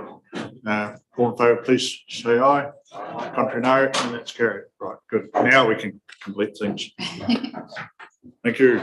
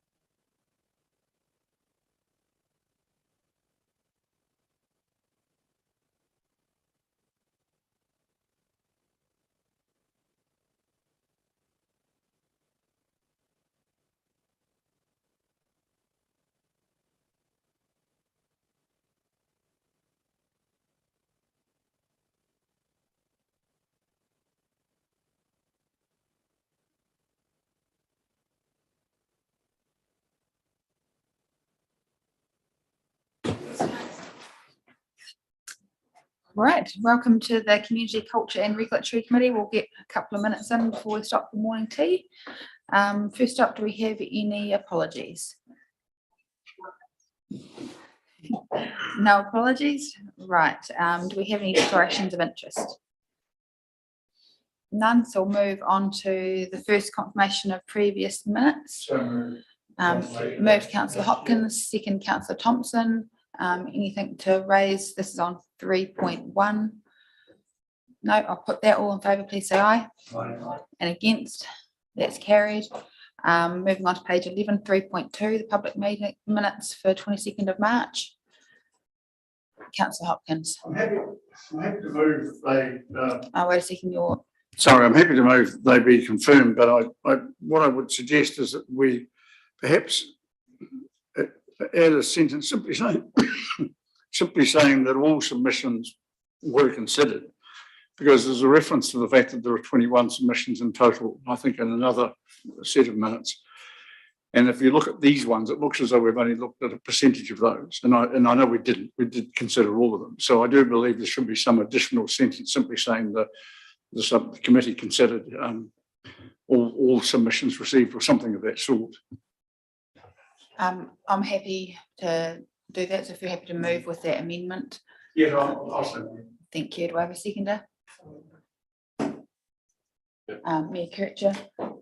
So the amendment, I'll just get you to repeat the amendment, Councillor Hopkins, for the governance advisor. Well, I'm not. I'm simply suggesting that an additional sentence be added to the minutes, perhaps at the discretion of the chair and the governance advisor, identifying the fact that the committee considered all of the submissions it had received and discussed them. Considered the issues raised within them or something of that nature. Not a problem. Right, so with that addition, I'll put the 3.2. All in favour, please say aye. Aye. And against, that's carried. We'll move on to 3.3 on page 18 for the minutes of the extraordinary community culture and regulatory. Moved Mayor Kircher, seconded Councillor Halalali. Any comments or questions? Councillor Hopkins. It really is a point, and I would make this point to Council Laws as well as anyone else. If you look at resolution CCR 2022-019, that Council agrees to identify potential character areas where there may be a need for additional controls within the draft district plan to ensure any intensification responds appropriately to the character. Now, already we are getting anxious people talking about 12-metre buildings on the South Hill.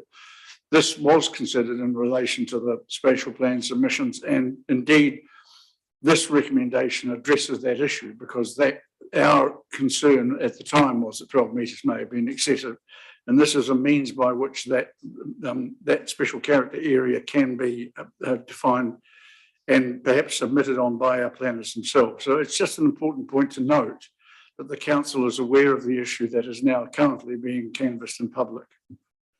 I take your point on that. It's probably not during the minutes of the meeting that needs to be addressed, to be fair, but thank you. Right, so do I have a mover and a seconder for that set of minutes? Do I have one of them? I've got one, right, so we'll put that. All in favour, please say aye. Aye. And against? That's carried. And then we've got 3.4, the public minutes from the 26th of April.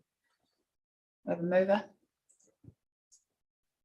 I'm happy to move, Madam Chair, with one very minor grammatical correction. 4.1 on page 28.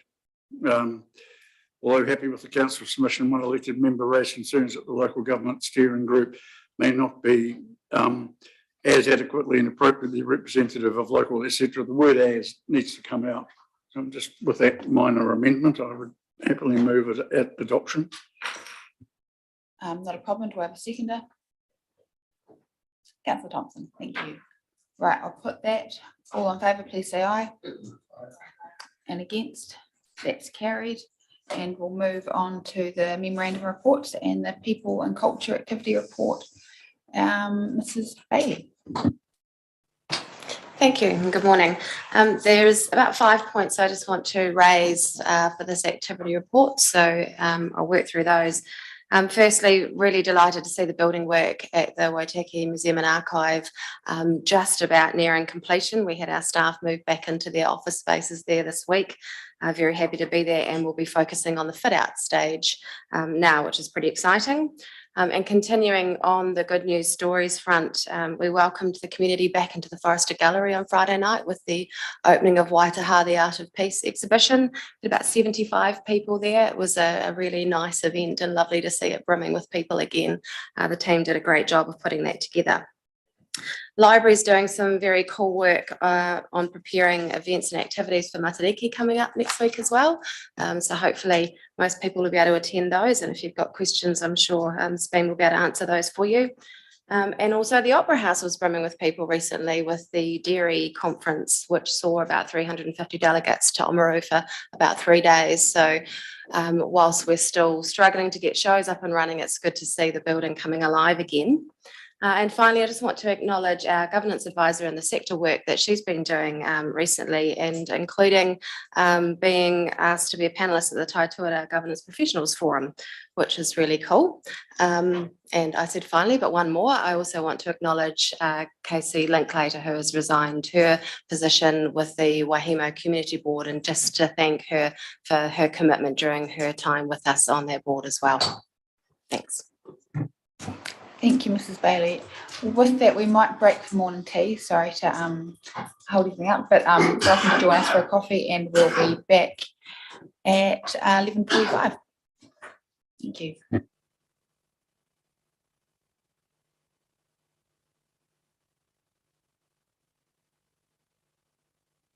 We'll make that, 10:45.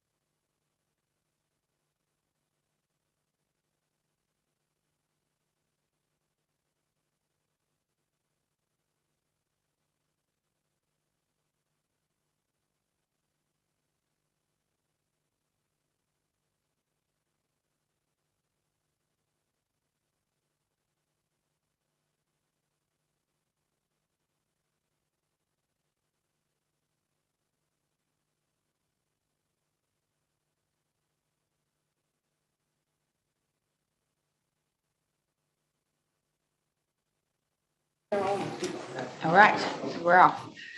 Right, welcome back. Thank you to Mrs. Bailey for a fantastic intro of your report. And we'll just take the report page by page, councillors. So we're currently on page 34 and we'll move on to 35. Any questions, councillors? Move on to page 36. And just note the rates rebates. It's really good to see the number coming through there. I mentioned that in most meetings, but I think it's great. Right, page 37.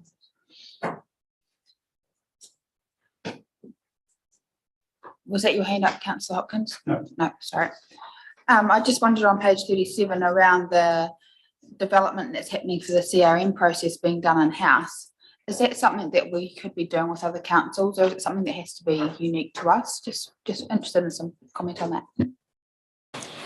It's certainly something that we've been having some challenges here with our own system. We are including this as quite a key part of community engagement, therefore as part of transformation. So we will be looking at broader than what we can just do in-house. Whether that means looking at what other councils are doing, still yet to be decided, but certainly we'll be looking broader than just internally.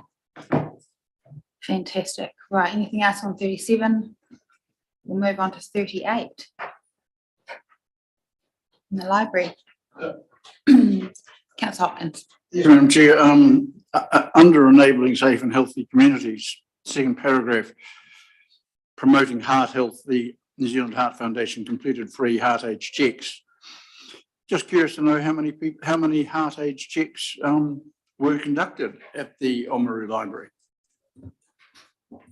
Through the chair, thanks for your question, Councillor Hopkins. So last time was the first time that we actually ran this particular program. So it was a bit of a pilot to see how things went. So I think on first pass, it was 12 people who came in, but we're also running it today. So this is the second time we've run this. Thank you. Councillor Halalali. Yeah, no, thank you. I just wanted to say thank you to the library staff for, it's quite innovative reading about the different initiatives that you're undertaking, and likewise I was interested in how the Heart Foundation checks were going as well, because they are looking at different ways to reach out to the community. So I think it's good to see. Thank you. Without a doubt. Right, anything else on page 38 or 39? Councillor Hopkins. Yes, Madam Chair, a couple of things, if I may. Another question regarding numbers, promoting a greater voice for Waitaki. To celebrate the theme of Our Voices Matter for Youth Week, the Teen Advisory Group made a display that invited other teens to respond with ideas on how the library could support their needs. So how many responses did they get? Through the chair, Councillor Hopkins, what's happened as a result of the feedback that we've got from our teens and our young adults in the community. Last week we actually held a quiz night that was run completely by teens, and we had 32 young people attend that event, which is fantastic. So we're really getting up that engagement with the wider community, particularly young adults. And if you're having another quiz night, would those who are young at heart be able to attend? No. Through the chair, we'll take it under consideration. Look at the second question, a bit more substantial. I'm trying to make sense of the statistics at the bottom of the page. We have a lower number of people through the door in March, and yet we have more withdrawals and renewals, and the percentage of borrowers, or the borrowers as a percentage of the population, is 64. To me,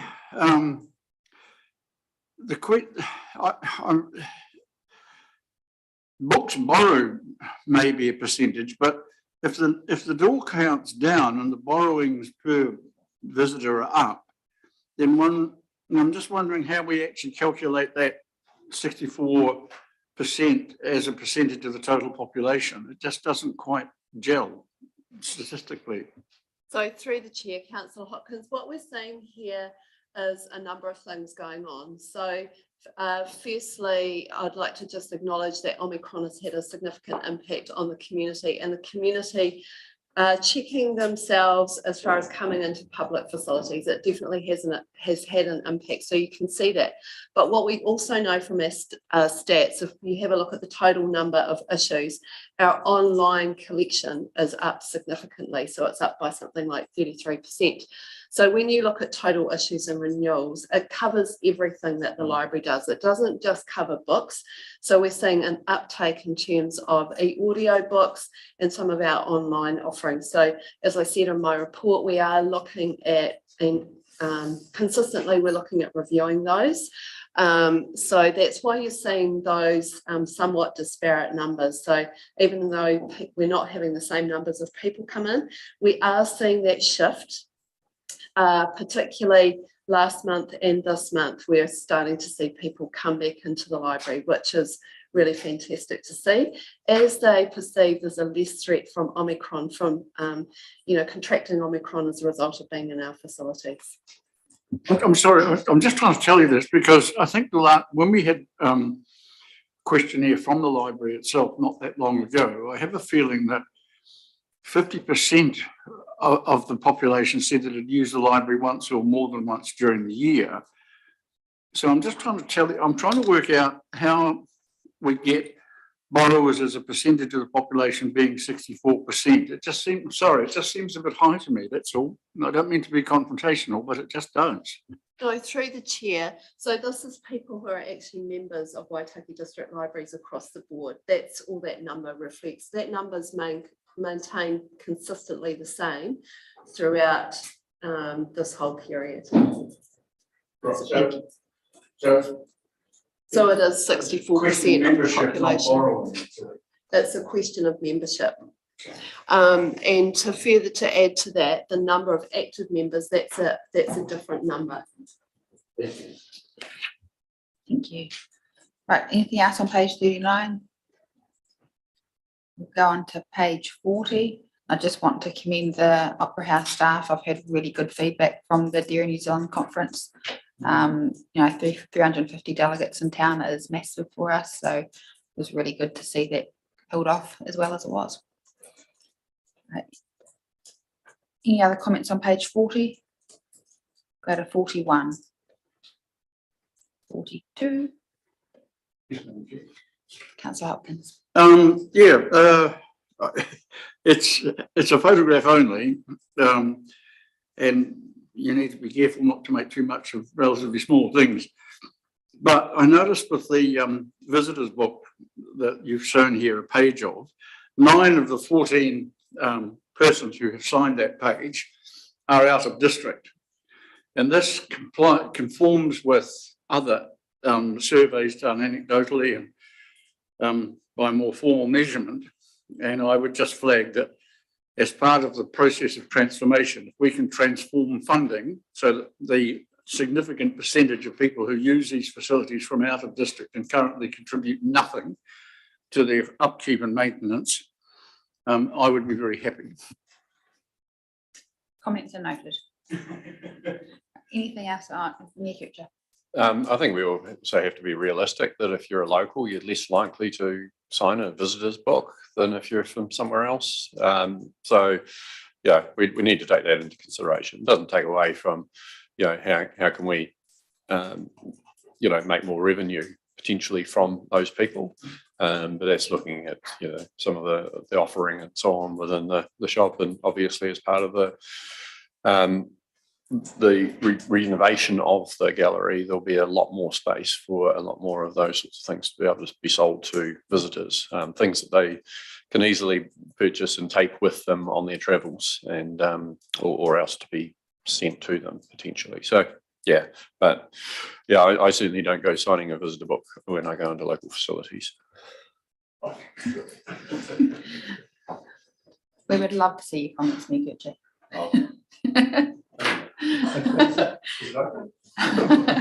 Anything else on page 42? We'll go to page 43. Councillor Hopkins. Yeah, just fantastic attendance figures for the Forester in May. Was that the fashion exhibition, do you think? Or what put that huge number of people through the door? I mean, that's a very big spike in attendance. Through the chair, there'd be a couple of contributors to that. One would be the Maritza Boutique exhibition, and we've definitely had some good anecdotal feedback of people travelling to Oamaru to see that exhibition.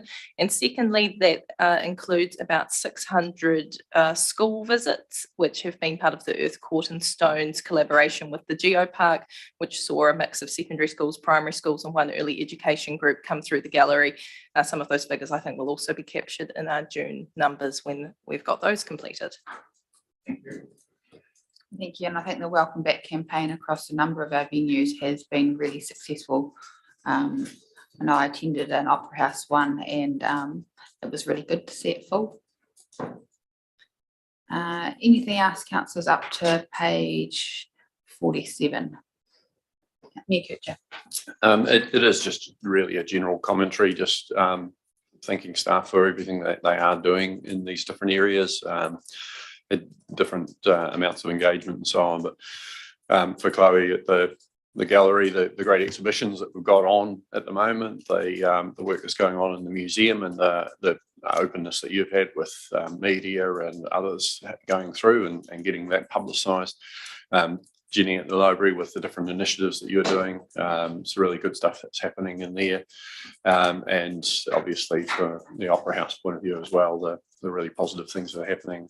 Pass that on to Frances when she finishes touring the world. So there is some really good stuff happening, and really encourage people the locals to get in and make the most of the opportunities that they've got right on our doorstep.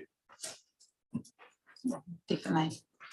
Right, anything else up to page 47, councillors? We'll go to 48. I just wanted to reiterate Mrs. Bailey's comments around the governance advisor. It's really amazing to see us, you're being recognised at national level for the input you're putting into different policy work. So yeah, congratulations. Anything up to page 49? Right, sorry, Councillor Thompson. Thank you, Madam Chair. I would just like to echo the remarks that were made about the retirement of Casey Linklater. We appreciate the work that she's brought to the Wahimo board, and wish her all the best working with her little person that's now in her world. The other thing I'd like to just briefly comment on would be how extremely disappointed I, probably along with fellow councillors who attended the combined community board workshop, at the abysmal attendance from community board members, and it's something that we really need to try and find a solution for. Thank you, Councillor Thompson.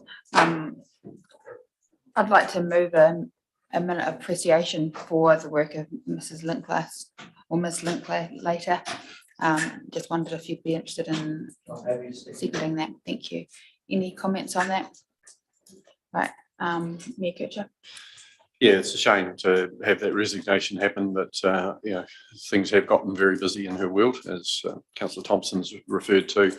But yeah, she brought another perspective to the community board, which was really appreciated. That slightly younger voice and so on. So wish her all the very best, and we look forward to hopefully more publicly acknowledging that in December, when we have acknowledged the retirements, voluntary or otherwise, of other elected members at that time. Thank you. Right, so is there anything else up page 49? If not, sorry, I'll put the resolution. All in favour, please say aye. Aye. And against? That's carried. Right, so do I have someone move the report as received? Thank you, Councillor Hopkins, seconded Councillor Thompson. All in favour, please say aye. Aye. And against? That's carried, and that moves us on to the Heritage, Environment and Regulatory Group Activity Report. And Mr. Cook. Good morning, everybody. Obviously the report is before you. What we are pleased to announce, obviously since we met last time, is that the district plan is out there for feedback, and a very busy schedule ahead for the team. And thank you to the councillors for those of you who already supported those drop-in sessions. Other points of note in the report, the Otago gets ready, and the numbers this morning have risen to 304, which means we are no longer bottom of the league table, which is good for Waitaki, and we will continue to push that through the various platforms that we have, and we will soon be announcing the winner of the grab bag from the sign-ups after Queen's birthday. Happy to take questions. Perfect. We'll take it page by page, councillors. We'll start with page 50. Councillor Hopkins. It's a comment really, and Mr. Cook may be able to confirm whether it's an ongoing trend. But the building consents, building inspections and code of compliance certificates issued January, February, March indicate that at that stage still the market was pretty hot and pretty active. There are references elsewhere to sales declining slightly and so forth. But is it still a pretty hot market? Thank you, through the chair. The current picture of the building market is relatively fluid at the moment. The team did meet with the Waitaki Building Forum just last week, and those members are still reporting a good amount of work in progress and ahead of them. What we're probably not seeing is the continual increase in percentage terms of work coming through. So a little bit of a plateau is what we're seeing at the moment. And obviously, as you've heard in the media, some of the material availability is causing a significant amount of stress in the building industry at the moment.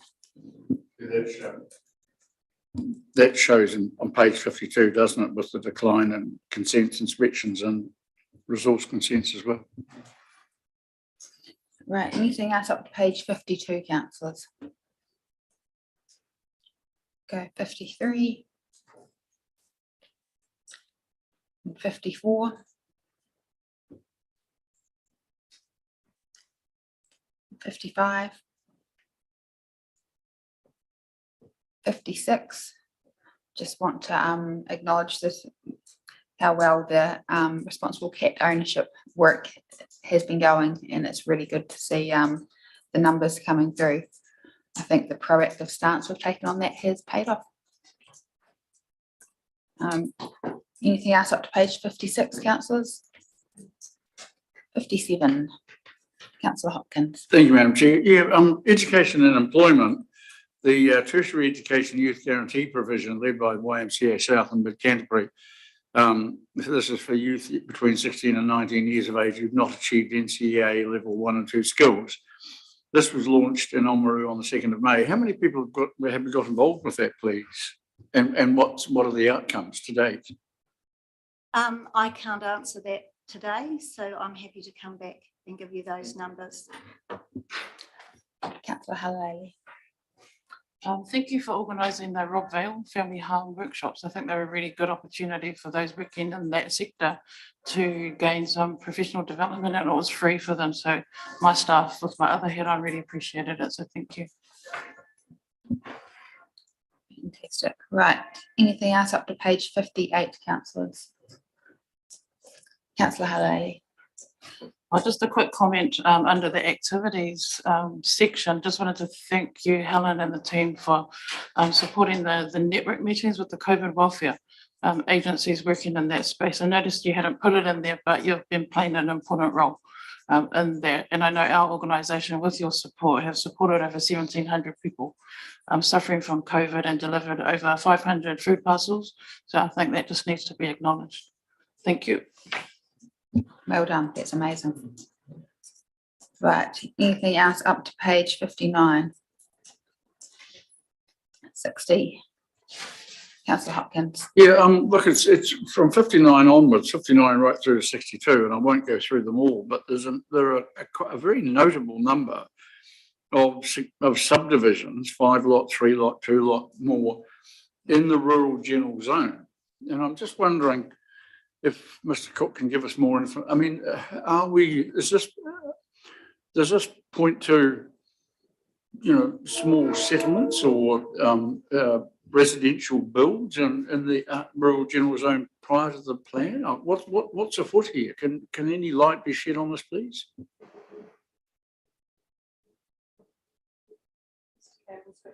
Mr. Campbell. I might ask Mr. Campbell to comment on that. Please treat him gently. He is actually off sick. So dedication beyond the call of duty, I think, this morning. Thank you, Mr. Campbell. Yeah, not a problem. I'm not too under the weather, but probably a result of braving the elements on Sunday at the farmers market for our consultation. You weren't alone. No. By and large, they're quite scattered, the rural subdivisions. I think people are obviously reacting a little bit to the draft district plan potential changes. So we expect a little bit of a spike. Certainly in May, there's been a spike in those type of subdivisions, but they've consistently been happening right across the district. So we're not seeing sort of little pockets of settlements pop up, but yeah, they tend to be all over the place, but people are just taking advantage of that while they can. And there's a market for those sections at the moment, which may change. So if I may, Madam Chair, obviously there are currently permitted activity rules regarding subdivision and development in rural general zones. And I'm presuming, given that none of these have gone to limited or even full public notification, that they all comply with permitted activity status. Yes, through the chair, again, they generally do meet that 4 hectare limit. So people are deliberately doing that to avoid triggering any notification requirements, but they still need consent, obviously, as a subdivision. So, yeah. Thank you, Mr. Campbell. Right, anything else up to page 63? Right, do we have someone willing to move the report? Thank you, Councillor Halalali. Do we have a seconder? Mayor Kircher. Any other discussion? Right, I'll put that all in favour. Please say aye. Aye. And against, that's carried, and that's us all done nice and quick. And we'll be moving on in about 5 minutes to the par, is that correct? Yes. Perfect. Meeting closed.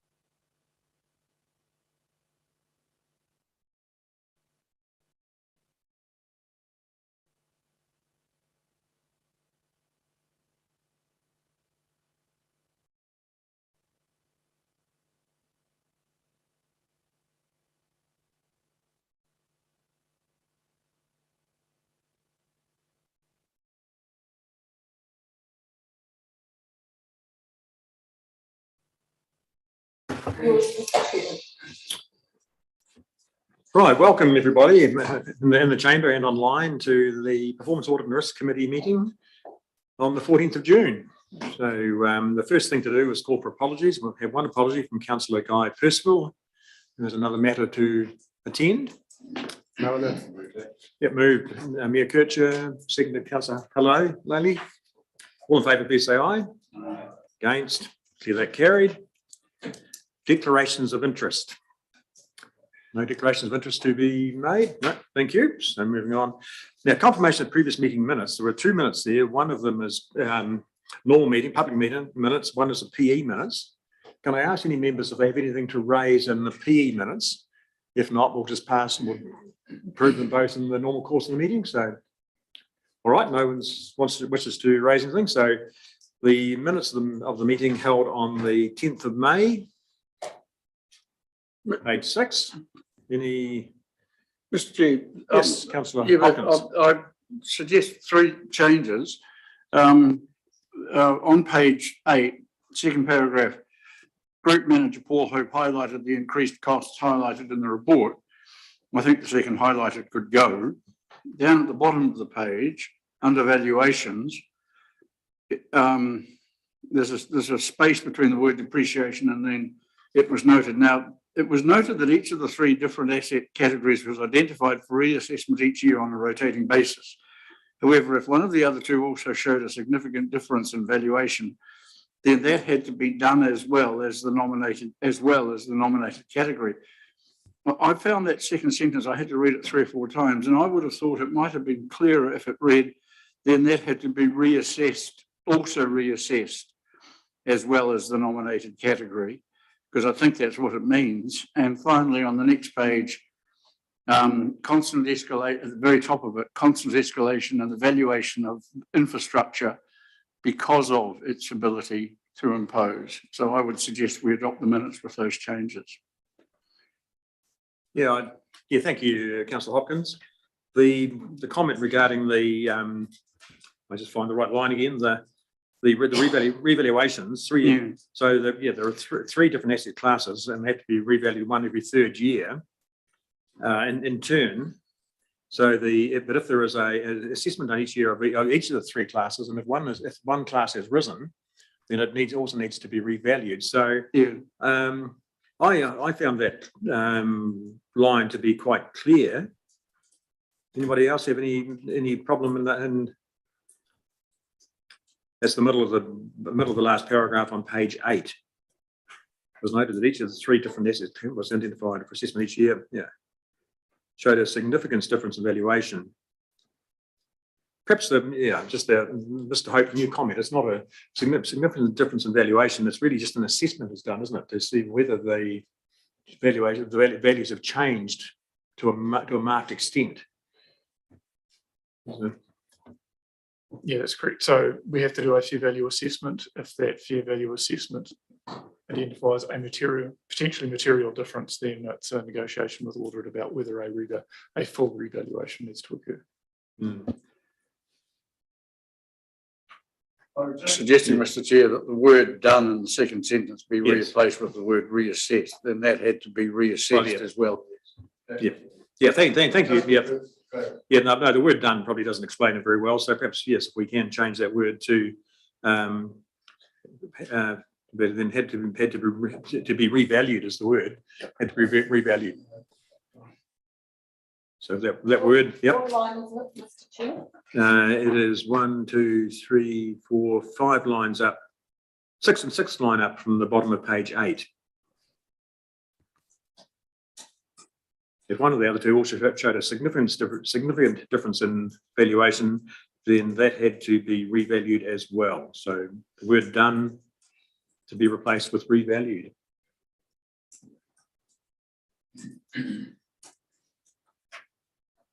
So that would mean that year there'd be 2 of the 3 categories would be revalued in the 1 year. Then going on to the next page, the point you raised there, Councillor Hopkins, concern was raised by one elected member and about the constant escalation in the valuation of infrastructure for its ability to impose enormous burdens on council. So, well, I just think it should read because of, and also that the other one was taking out one of the highlights earlier. But relevant infrastructure because of its yeah. Convenient, yeah. Because this and yeah. I think I'll take out the word ability as well, but it doesn't really required. So constant escalation and evaluation of infrastructure because it imposes enormous burdens on councils. Well, Mr. Chair, with your permission, I'll move the adoption of the minutes with those amendments. Yep. Thank you, Councillor Hopkins. Someone second that, please. I just have one comment. Oh, sorry, Simon. Simon, did I have there? Yep. Simon, Mr. Neil, thank you. Sorry, just one comment on page 7. We don't have Bancorp down as a special guest. All right, and in attendance for specific agenda items. Yes. Yeah, thank you, Mr. Neil. Yep. We'll include Bancorp via Zoom for that part of the meeting. Thank you.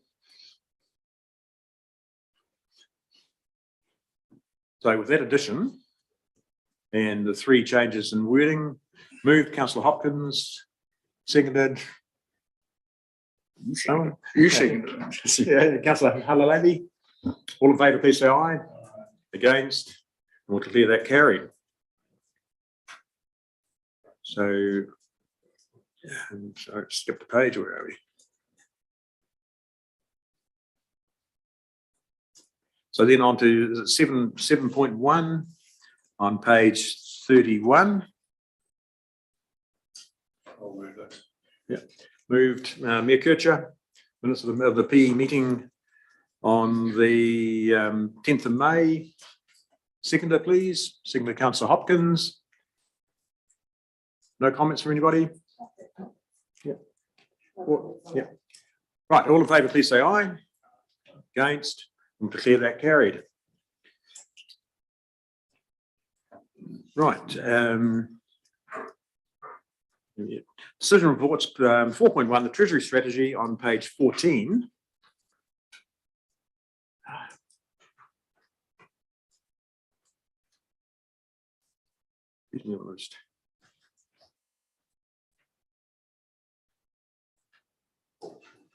Yeah, so I hope you can talk to that. I'm sorry, I just lost my page. I'm trying to get back to the right page. So yeah, I'll just make a couple of comments and then turn it over to Mr. Wells. This is pretty much a holding strategy. We're going to be, I think, working quite extensively with Bancorp over the next couple of months to address a number of sort of issues that are emerging.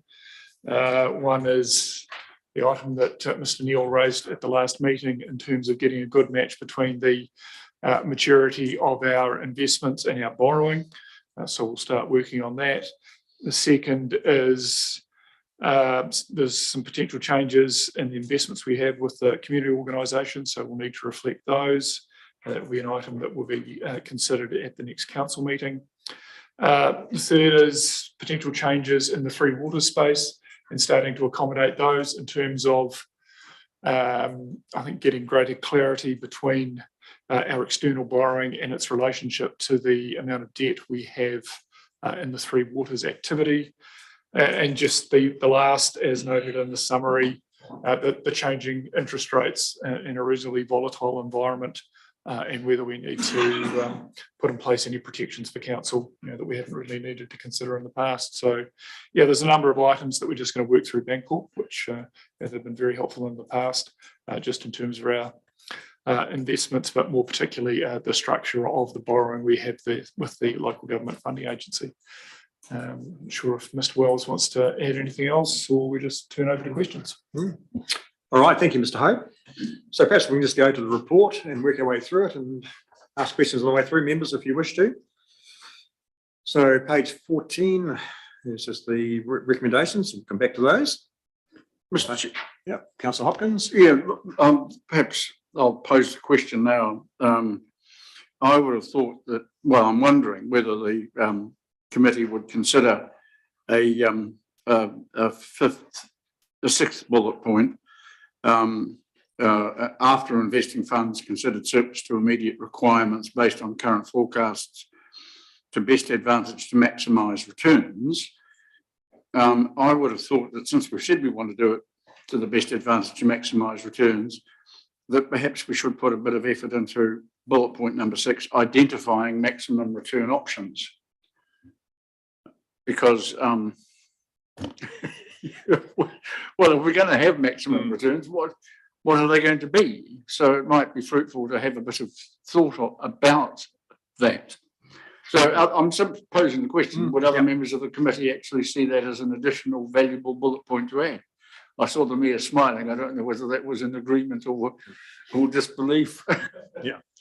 So, well, just on that, I could hear a familiar drumbeat happening. But I would caution just probably if anything was to be added along those lines, that we actually say with include the low risk, because you know that is fundamental, is making sure that the risk is something that we're very comfortable with. It needs to be pretty conservative. So any maximum returns are in that context of being a low risk option as well. Yeah, thank you, Mayor Kircher. Yeah, and I was just going to add also, I'll ask Mr. Hope to, or Mr. Wells to come, in terms of fund surplus to requirements, they probably are only very short-term surpluses, so that it's not available to be invested in any long-term investment. But Mr. Wells, you look as though you're keen to respond. Yes, you're right, Councillor Molstein. If you recall, the Treasury report that we provide every quarter outlines the regularity of our cash flows, which focus on the quarterly billing of rates and water charges and so on. After receipt of those monies, we are in a position to place funds for 2 or 3 months, but not very often much longer, because of the fact that those funds are required for operational and also capital requirements. So we very seldom have funds available for longer than perhaps 3 or 4 months at a time. And certainly the days of us having investments for 12 months or longer are well in the past. So thank you, Mr. Wells. And just perhaps to follow on from that, just a little bit of extra information. Given the short-term nature of the investment period, say no more than 3 to 4 months, what options are there for council, which are, as Mayor Kircher has raised, return a decent at best interest, but also are secure and not at risk? We have tended to focus on the trading banks, term deposits, because of their secure nature and because they're not going to go down the drain at any point in the future, or so we hope. Our investments in community groups through loans are a different matter, and we have normally done a study around what funds we can obtain at best rates to provide. Thank you. Mr. Neil, can I just, do you have any input to make as the next person involved in the banking scene as to just this point of discussion? I think, the nature of the council's finances has changed quite a lot, and so we're talking about, you know, at best short-term investments, and definitely low risk. So term deposits or commercial paper would be my recommendation, but I'm sure that Bancorp will help identify any other low risk opportunities. Yep. Thank you, Simon. All right. Oh, sorry. So what we'll also look with Bancorp is that the local government funding agency is now offering short-term facilities, which is something they haven't done in the past. So we will look at how we can best utilise those, you know, and potentially almost operate in a permanent overdraft, and that may be more cost-effective than actually having surplus funds that sort of almost generate zero. So that's just some of the things that we'll model our way through to see what's actually the best overall financial result for council. Yeah, thank you, Mr. Hope. So I think if you're going back to we're on page 15, the comment made there under background, the very first line, historically, council has been a net investor of funds.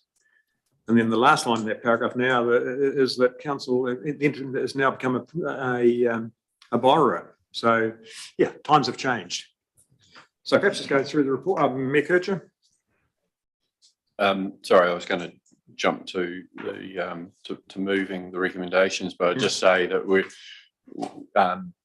the investment side has dropped off because we've got our cash basically locked up in the various loans. So it's not like we Yeah. don't have quite significant cash reserves. It's just that they are in form of loans. Yeah. But yeah, Mr. Chair, I'm pretty happy with the advice that's coming through here. If you'd accept it, I'd like to move the recommendations. Yeah, thank you, Mayor Kircher. Just in response to your first point. Oh, sorry. Oh, Simon, yep. Yeah, look, I've just got a question on the investments page. I'm wondering why the largest loan that we've got out there to the Observatory Village Charitable Trust is 2 weeks past its rate set date and there still hasn't been a rate agreed. Mr. Hope, maybe answer that question, or?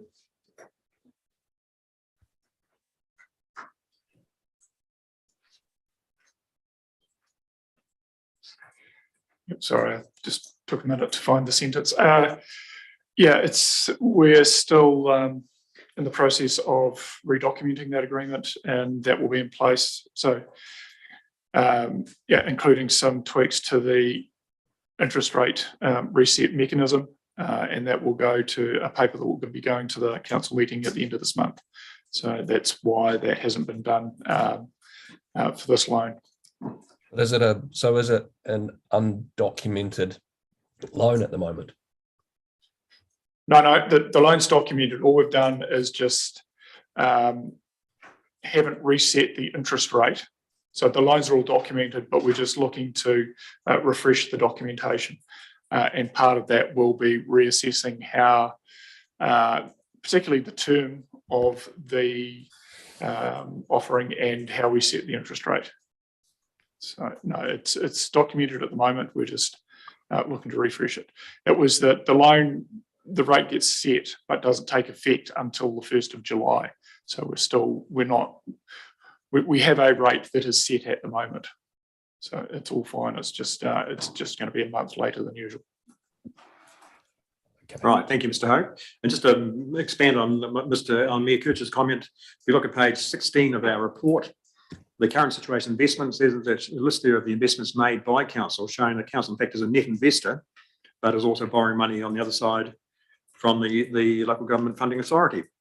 So we have a resolution on move Mayor Kircher to accept the Treasury strategy. Someone like to second that? Mayor, you're seconding Councillor Hopkins or asking a question? Yeah, we'll just find a second person, then we'll open it for discussion. Yeah. I take it the mayor is moving the recommendation as it stands. Sorry, I take it the mayor is moving the recommendation as it stands rather than with any amended 6 bullet point. I'm not going to die in the ditch over that. I've posed the question, clearly people aren't interested. That's fine. It isn't, but it is. So I'll second it. Thank you, Councillor Hopkins. So the resolution, the recommendations are now moved and seconded, so open for discussion. Well, if I may now just ask my questions. I'm just looking on page 17 in the first instance at the current borrowings we have, and if I look at the very bottom of that list of borrowings from the LGFA, we've got FRBs, fixed rate bills during 27th and 2027, 2028 and 2028. Massive increases in interest charges to us. I presume these are the latest and most recent loans, and I presume that we must from now on anticipate interest charges at that level. Is that correct? Mr. Hope, can you answer, or Mr. Wells, sorry, yep. Yes, the LGFA puts out weekly pricing guides for borrowing, and they're certainly still on the rise. But if you note the 4.17 and 4.26 percentages, those are currently going to be the bases on which we set the rates for our loans to external parties in the future, particularly where it's one of the talking points with the Observatory Village at the moment is around the interest rate that we derive by using those rates as the base. Thank you. My second question then, Mr. Chair, is on the next page. under the heading Future Borrowing Requirements, 2021-2031 LTP projected borrowings of 25 mil, 2022-23 annual plan projects borrowings will increase to 38. So that's a $13 million increase, largely due to capital expenditure requirements, including the event centre and Three Waters project. Given these higher interest rates, I mean, where are we at with debt servicing? Have we calculated the additional impost of that $13 million borrowing? So all the related servicing costs are encompassed within the 2022-23 annual plan, and the effect of that on the external loans has also been factored in. So we're not going to be blindsided. So we're not going to be blindsided by the big jump in interest costs. Is really that was my concern and question essentially. No, not for the coming 12 months, but I think we will have probably a more challenging discussion with elected members for the next annual plan, because that debt will be in place. We'll have more certainty about the interest rates. And I think it will be a discussion about some things like, if there's more certainty around Three Waters, the level of debt repayment that we actually undertake in the Three Waters. Given that potentially the last 12 months, the capital may be involved in that activity. And so I think, that we'll certainly be looking at that and, preventing further information. Sorry, I should also have added that in the annual plan, the interest cost is based for new borrowings on interest rates higher than the ones you see in that table, so more towards the 5% end. Yep, Simon. Yep, Simon again. Your hand up there. Keeps changes on the screen. Thank you, Simon. Sorry, I guess I just had a couple of questions or a couple of responses to Councillor Hopkins' comments. If and to Mr. Wells' comments, if we're lending the money out at more than what we're borrowing it for, that's a good thing. But it's really important that we understand the mismatch, which is the work that Bancorp's working on with us at the moment. So understanding the timing differences between the two. And then I guess my only other comment is the confidence that we have in the ability for our borrowers to repay the interest rates that are significantly higher than where they're at now. I mean, the Courier Duntroon loan must be cause for some concern. So I'm questioning, are we comfortable that the observatory will be able to pay significantly higher interest rate costs than what it's currently doing? Yeah, Mr. Hope. Certainly the information that Observatory Village has provided to date clearly indicates that they are able to service the debt pretty comfortably. They're making decisions, further capital expenditure decisions. I think, these very low interest rates have been pleasant for some time, but pretty much all the businesses have accepted that it was in the long term, but they wouldn't stay at that level and have planned accordingly. So no, we're talking constantly to these entities, and they've all included these kinds of rates in their forward planning. So no, I'm confident about that. Yeah, I think it's standard planning or standard practice for any lender to do a risk assessment based on a higher rate of interest than the current rate when it's been very low. So yeah. All right. So Councillor Kingan, question. Look, I just want to comment on page 16 of the external loans to external parties. I mean, it's really good to get this list. We regularly do get it anyway, but it's good to get an update of just how much and what the returns are. I note also the fact that the New Zealand Airline Academy have cleared in full theirs, and I mean that's a good news story in itself. But what I'm saying is that it's really good to have this information on a regular basis so that we know exactly how it's being used. Yeah, thank you, Councillor Kingan. Yes, certainly. And I think regarding New Zealand Airline Academy, I think I'm correct in saying they repaid their loan before the due date. Is that correct? Mr. Hope confirms that's the case. So yes, it's it shows some examples where council is actually helping fund local operations. So council is being an enabler and making a return for the community in more ways than one. Return for the community in terms of services and a return for council in terms of the profit on the interest, on the money being charged. All right, so any further questions on the Treasury strategy before I put the recommendations? No, all right, I'll move the recommendations on page 14. All in favour, please say aye. Aye. Against? Declare that carried. All right, on to page 20, financial summary and overview. And Mr. Hope or Mr. Wells to speak to that? So once again, this is the financial report you get between the quarterly financial reports, which just hopefully provides you with an update, but also certainty as to how council is tracking against budget. And as we get towards the pointy end of the year, the annual report, the year end, when it all comes home to roost, how we're looking. So I guess just take any questions that you've got. Thank you, Mr. Wells. Would you like to, Mr. Wells, just to perhaps highlight anything for just any particular points to highlight for members first? It's a healthy surplus. It's ahead of where we budgeted it would be, but there's a mix of ups and downs within it. Employee costs are well under budget.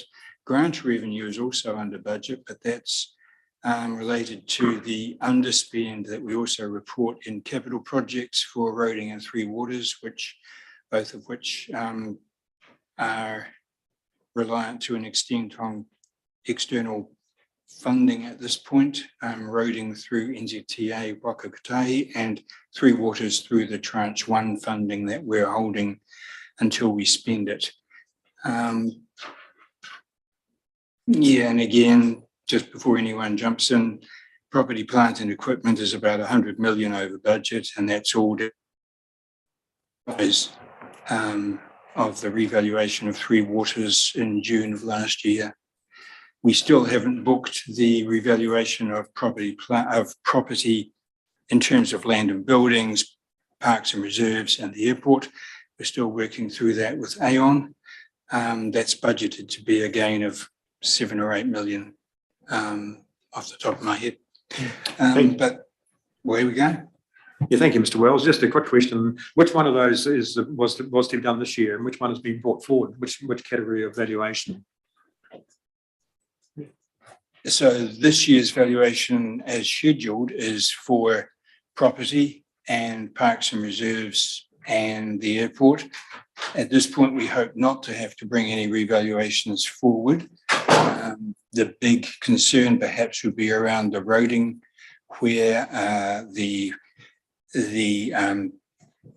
rates that contractors want for their work have increased dramatically, and as a result, the roading contract itself is now being retendered, as I understand it. So we could face a dilemma with that.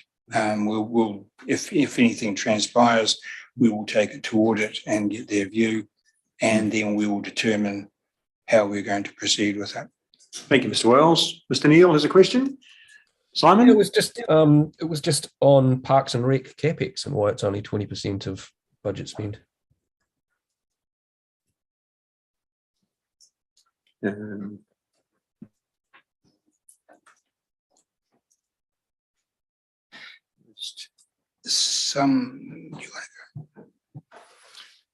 Yeah, that's with some early expenditure in relation to the event centre sorry, weren't here for the meeting this morning. That was referred to in the Assets Committee. Mr. Van der Speck covered that. We had included a certain amount of preliminary expenditure in the budget, and that hasn't occurred because of the still work in relation to the design and fundraising. So that was the primary difference here. Right, Councillor Hopkins. Yeah, thank you, Mr. Chair. Ian, a couple of questions. Bullet point at the bottom of page 20. Additional funds were obtained from the LGFA in April. both for operational requirements and et cetera, et cetera. When I read that, it sort of sent a chill through my heart, because that was the old telling the family silver to pay for the groceries. I mean, why are we borrowing for operational requirements? Question number one, and perhaps question number two very quickly on the next page.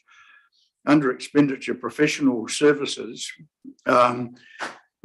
budget was 19, professional services 23. So just can somebody explain that discrepancy, please?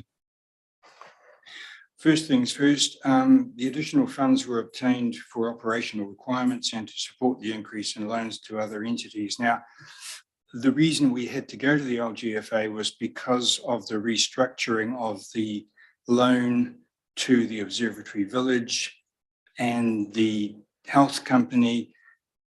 As I've previously noted, our cash flows are seasonal, if you like. Every quarter we receive an influx of cash from rates, and those funds are then held on term deposit until we need them for operational and for capital purposes. The fact that we had to divert $4 million of those rate funds to provide additional loan funding for the Observatory Village meant we did not have those funds for operational requirements. So it's a mix of both, one caused by the other. Now, so far as I need to refresh my memory about professional services, I can only presume, because I can't recall the exact numbers here, but we are still using external consultants to support the building control office and also planning and other regulatory functions. And that includes audit fees, which are higher than budgeted. And that's largely because the actual costs for the 2021 audit are still filtering through. So there's probably $30,000 or $40,000 of additional costs for the audit itself. I'm not sure whether that answers your question, but that's all I've got. Thank you. That's all you've got. Yep. But that answers it anyway. Thank you very much. All right. Thank you, Mr. Wells. So any further questions from anybody regarding the financial summary and overview? Yep. Okay. So moved Councillor Hopkins, seconded Councillor Kingham. All in favour, please say aye. Against? Declare that carried. I'll just make a comment. I think, looking at this report, it's we've sort of been using it for about 12 months. I think we'll probably have a bit of a look at it over the next couple of months, just to see whether it's sort of meeting a need, and perhaps make it a bit more visual and use it a bit more to show some trends and other things, because it's a wee bit drab. So haven't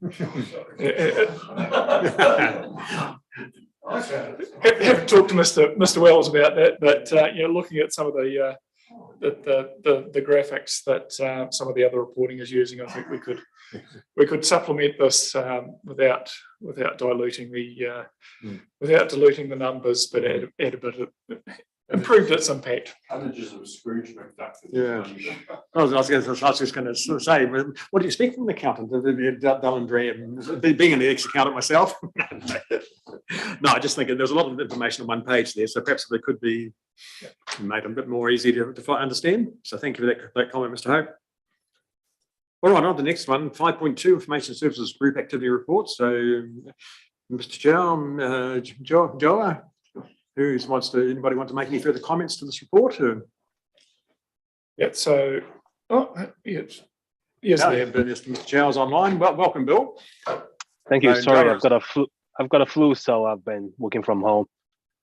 Yeah, okay. So please go ahead. Yeah. So no other things to add, just really open to questions. Okay, thank you, Joe, and welcome, Joe, I assume, to answer some questions. So, members, the paper is there. Any questions on page, where are you starting off? What's my page number? Page 22, 23.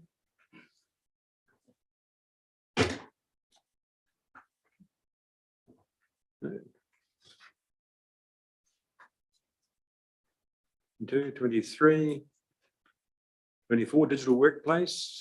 Yes, Mr. Chair. Yeah. Councillor Hopkins. Yeah, property file digitisation. Last sentence, a potential, sorry, second to last sentence, potential progress is towards a hybrid model where the digitisation work will be carried out by a service provider working closely with the council digitisation team. Progress has been slow due to resource constraints. I mean, I don't mean to be horrid, but couldn't we have done this a long time ago? Couldn't we have just put this out to tender and got somebody to do it? And now that we have decided to do that, what's the time frame for actually delivering? Bill, do you wish to respond to that question? Or is it? Joe is? Yeah. Yep, Joe, thank you.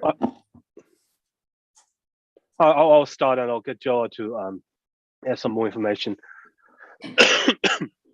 So when we started the project, it was, I remember 2 years ago, and it was during COVID time, and that time the council decided to use a fund to hire the 3 local staff to do the scanning work for 2 years. So it's now at the end of that stage. So and due to some of the reasons, many of the digitization work started to leave or already left.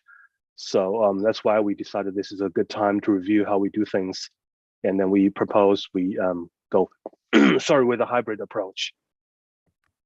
This is why we didn't do it earlier, is we were still in the 2-year phase that we need to hire the 3 local person to do the digitization. I'll let Joe to add some other information. Yeah, thank you, Bill. Joe, before we take a question from Simon after Joe. Well, just thank you, Chair. To add on to what Bill, the first few years also gave us an opportunity to do what we call a proof of concept. So now we have lessons learned, and that's what we are using to go into this hybrid mode, which we are proposing. But the work that is underway now is to come up with a document that will have a detailed cost indication of that model for approval. And the reason for now is what we noted in the first 3 years is if we carry on with that approach, it will take longer to do the digitization, but COVID also helps us to realize the importance of digital documents. So we are finding ways of how to improve that in the process. All right, thank you, Joe. I'm Yep. Isabel. Yeah. Isabel Granado. Welcome, Isabel. Thank you. So just would like to mention the importance of having a hybrid model. So we need to have people from inside the council with the knowledge so that we can always assure that we will have property files available to the public. So we need to have this coordination. It can't be fully outsourced, because we need to have this link to ensure some quality in the services while the process is ongoing. Yeah, thank you, Isabel. That makes perfect sense. So thank you for that input as well. So, Mr. Neil, you had a question you want to ask Simon? Oh, yeah, look, I guess I'm finding this project quite frustrating. 3 months ago at the last IS update, we directed the team as a power to go and look at what the cost of outsourcing would be as part of the hybrid model or as a standalone process. And reading the commentary here today, going out and getting estimates of that outsourcing 3 months later still hasn't happened. We've got, if you look on page 26, this project is being highlighted now with a diamond saying that this it's outside tolerance. There's more than one major issue reported, and intervention is required. It doesn't feel like that's happening. So can I perhaps just ask Bill, in the report, Bill, you did say your last paragraph that progress has been slow due to resource constraints. Resource constraints being people, contractors, money? We all, like I said earlier, all 3 digitizers left the job, and we don't have enough resources in the PM office. To be honest, Joe is the only person available in the office, in the PM office at the moment. to do the project management work. So that's why we meant by resource limitation. We don't have people. I think it's really scary. It's a significant risk that our IS team aren't able to get the resources to do the thing. I know, and I appreciate that it's a really hard market, but I just see this as a significant risk because there's quite a lot of other projects that are lining up that we're not even going to be able to crack into, and I don't know what we can do to help you, Bill. Yeah, thank you, Simon. Yeah, I think we all appreciate this difficulty in finding staff at the present time, especially with the 3 staff who were there who've all departed. So that's left a hole, which I assume is proving very hard to fill. Yes, it is. We tried many times, and to be honest, the digitization officer role is not a very attractive role. It's got a lot of manual, mundane tasks, so it is very hard to recruit, and the salary is not very high. So that's why we are trying to redesign how we do the things, so we can change the job itself to make it more attractive, and potentially by doing new things we don't have, we can confirm we may not need to have 3. We may only need to have 2. And also, as in regarding to the staff in Joe's PM office, we also tried many times for a long period of time, but it's just that, like I mentioned in my first page of the report, due to the competing market and the salary gap, we weren't able to secure any person for a very long time. So what about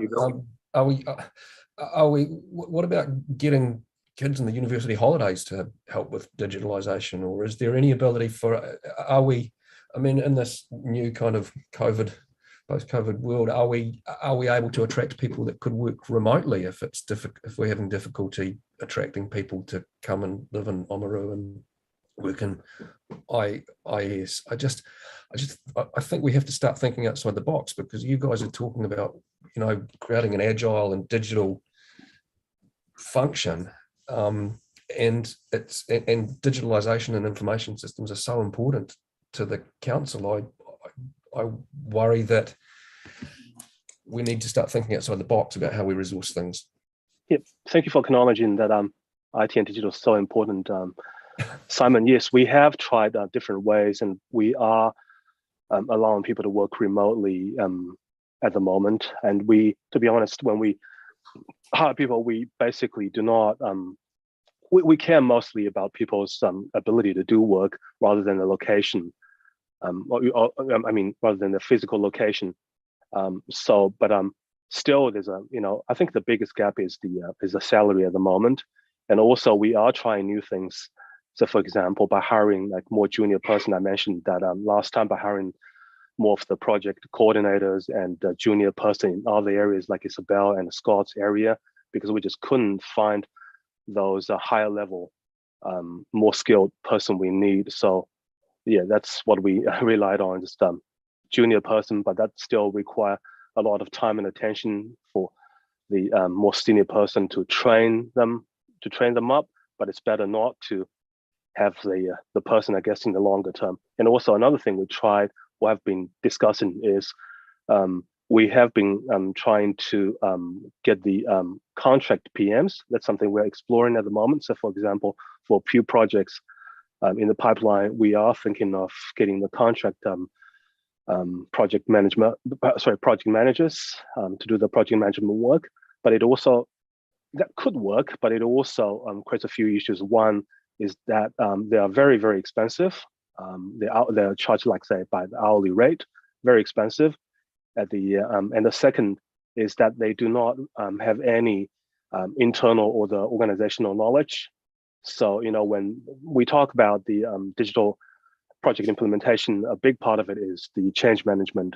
So in terms of change management, the external third-party contract project managers won't do nearly as a good job as the internal PMs who know the organization inside and out. So yeah, we've been trying many different things, but as you have noticed, it has not been very easy for the information services group in the last year or so due to resource constraints. Right, thank you, Bill. Councillor Hopkins. Yeah, thanks, Mr. Chair. Look, here's my problem, and I totally endorse Simon's comments. I think 6 years ago, or even 9 years ago, when the proposal that we start to sort of enhance and improve our IT services was made, digitising property files was number one. And it had to be done, and the customer feedback we had, that was what the community wanted, access property files online. So it was the first cab off the rank in terms of importance and priority. It's taken 9 years, it still hasn't happened. Now you're putting out RFPs. What I want to ask Bill and Joa today is, now that you've got RFPs out, can we expect a time by which this hybrid model will be in place? Can 1 month from now, 2 months from now, are we actually able to nail it down and say, right, the hybrid model will be operational on August 1 or whenever? Probably a big ask, I think, Councillor Hopkins, but yes. Joe, you wish to respond? Thank you, Chair. My indicative timelines is for the period between the last PAR meeting and today. The focus was on preparing the detailed cost, and we are putting that in a business case, and then immediately do an RFP, which I presume in the next quarter, which is the next reporting cycle, we will be having enough detail to say the hybrid has started. The key risk in that space is, from a hybrid model, like as I speak now, the digitization office has got no staff at all. So it means we need to go through a hiring process to actually resource that digitization office, because the last resource who was there has moved from there. So, but I'm just hoping that in the next 3 months or in the next report, we should be able to present a more detailed approach and a more detailed indication of how long the hybrid model will last and when exactly to start. If not, it would have started by the time we get to the next reporting cycle. Thank you, Joe, because I think it's very hard to set a timeline if you're having trouble, finding staff. So, and can we just go on to page number 26, which is the project status reporting, where that one is highlighted as resources as a diamond, which is intervention required. Also, the assets management system for property is likewise behind schedule, and but it's been put on hold. Any further comments there, Joe? Or yeah, thank you, Chair. Yes, the asset management has been put on hold because as we do our projects, we work very closely with the business units. So the capacity in the business unit to carry out user acceptance testing was lower due to other priorities that the team was working on. So they did not have any capacity in the property team to actually proceed with the project. And up until they are done with those critical tasks and priorities which they are working on, then that's when it will be released. So I brought it up as that needs an intervention because we were supposed to have it done by February. So it means it will be on hold, and we'll need to postpone the deadlines as well as the resources to get the work done. Right, thank you, Joe. Roger, you wish to make a comment? Thank you, Mr. Chair. I just want to comment on the property file digitisation as a department that is a key customer of digital property files. The benefit is huge to us, but only if it's quality work. And I wouldn't want IAS team to prioritise cost or speed over quality. The information that is scanned, the order in which it is scanned, really affects the usability. And the property files, whether they're hard or digital, are a key asset that council have. And so that ongoing scanning work, whether it's internally or third party, must be of the highest quality. Thank you, Mr. Cook, for those words of wisdom, which I think we support based on the count of what's already been said. So thank you for that as well. So, all right, so going on to page 28, IT, cybersecurity, business continuity, support activities. Any questions, comments? Sorry, Mr. Chair. Just back on page 26, I just want to mention that all future projects in the pipeline will have resource limitation due to the reason I just gave. So that's something I just want to mention due to the current resource level situation in the information services group. Yep. Okay. Thank you, Bill. We'll keep that warning in the back of our minds. What do we do about it? We're a risk and audit committee, and we've just been told there's massive risk in us having the ability to deliver the projects that are critical to the council over the course of the next while.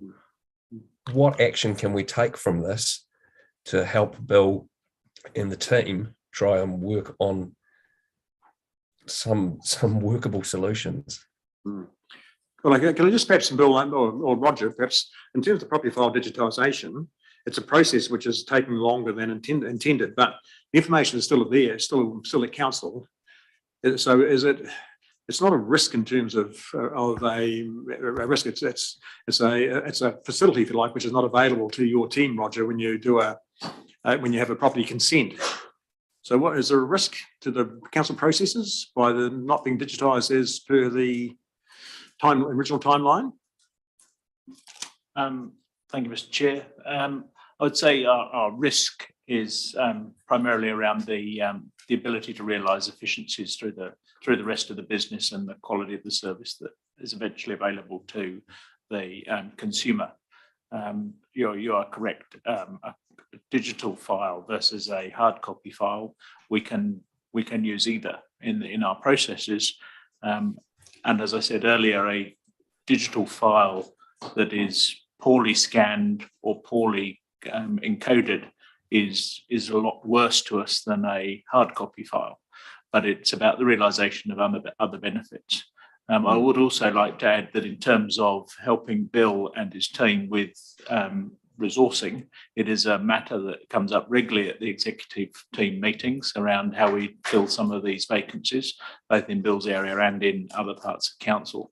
And I think it's just unfortunate that Bill's area, the IS area, currently reflects the significant market issues in the employment sector at the moment, largely because IS people can work remotely. They can work anywhere in the world, apart from digitalising our hard copy property files, which are sat in the basement of this building. Yeah, thank you, Mr. Cook. And we realise that it's been said that having a knowledge of the council internal processes is a major part of having a quality output of the digitalisation. So it's really sounds like, Bill, unless you can employ staff to come and work in the building, then the process may not be able to proceed at as fast as anticipated. Yeah.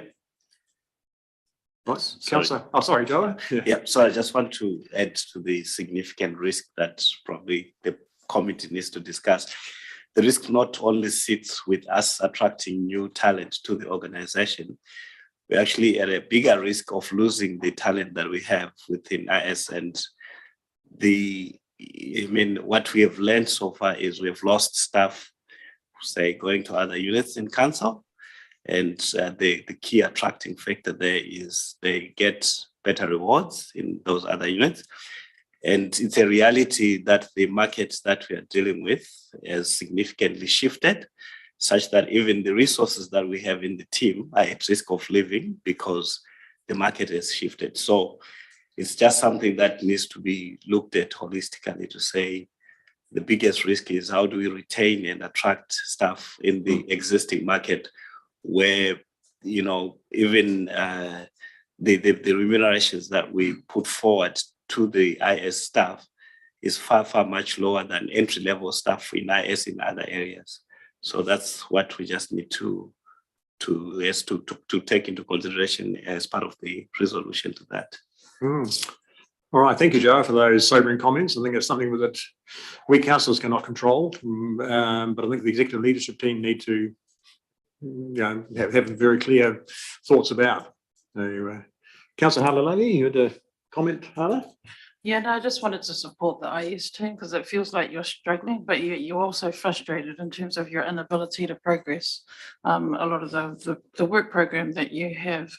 And just wanted to support Mr. Neil's comment before in terms of doing things a bit differently, whether the transformation program will be able to help support that in terms of all the different departments, you know, like considering like Mr. Cook's department, if there's someone there, if there's a part of a resource there that could help support the work that you're doing. I'm sure it's all been looked at, but also among different councils, whether there could be a specialist digitalisation team or something that could support on a regional level. I'm just thinking it's good to consider all the options, still understanding the complexity of the context that you're having to work within.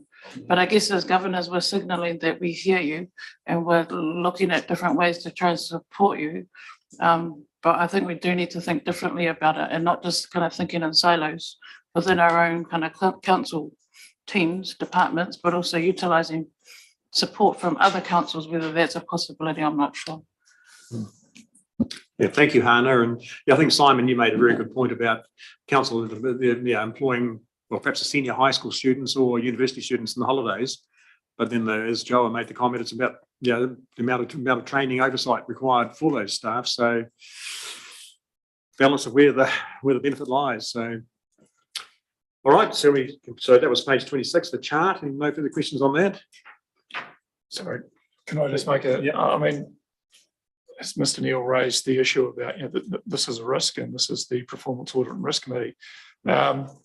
It's certainly worth talking about IS at the moment, but we also talked about we're going to have challenges delivering a number of key projects in particularly the assets area over the same period. So I think it is a focus of the executive team, but I also believe it will be an increasing focus of the reporting that the chief executive does to council in terms of service delivery right across council. The issues we're facing, we've talked about them earlier. It's a very tight employment market.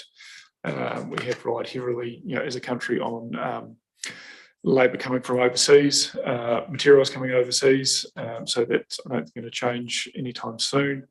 And we certainly are talking to other councils about how we can work together to help each other where we can. But again, they're all facing the same issue. So it's probably a council pick up an issue and sort of driving it forward for the collective.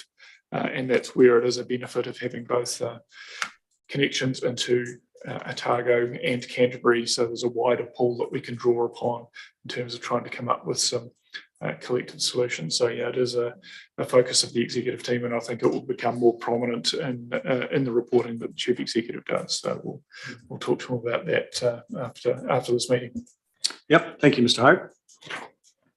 All right, so please remind me, Governor's Advisor, have we had a move and a second for the recommendation? Yeah. No, we haven't. Okay, so move Councillor Hopkins, the recommendation on page. My page isn't numbered. Yeah, seconded Councillor Holding. Right, so moved and seconded. All those in favour, please say aye. Aye. Against? Declare that carried. So the next item on the agenda was to go into public excluded, which is no longer required because we've passed those minutes in the public meeting. So that's the end of our process, and I'll declare the meeting closed. And thank you for your attendance and also your input. Thank you to those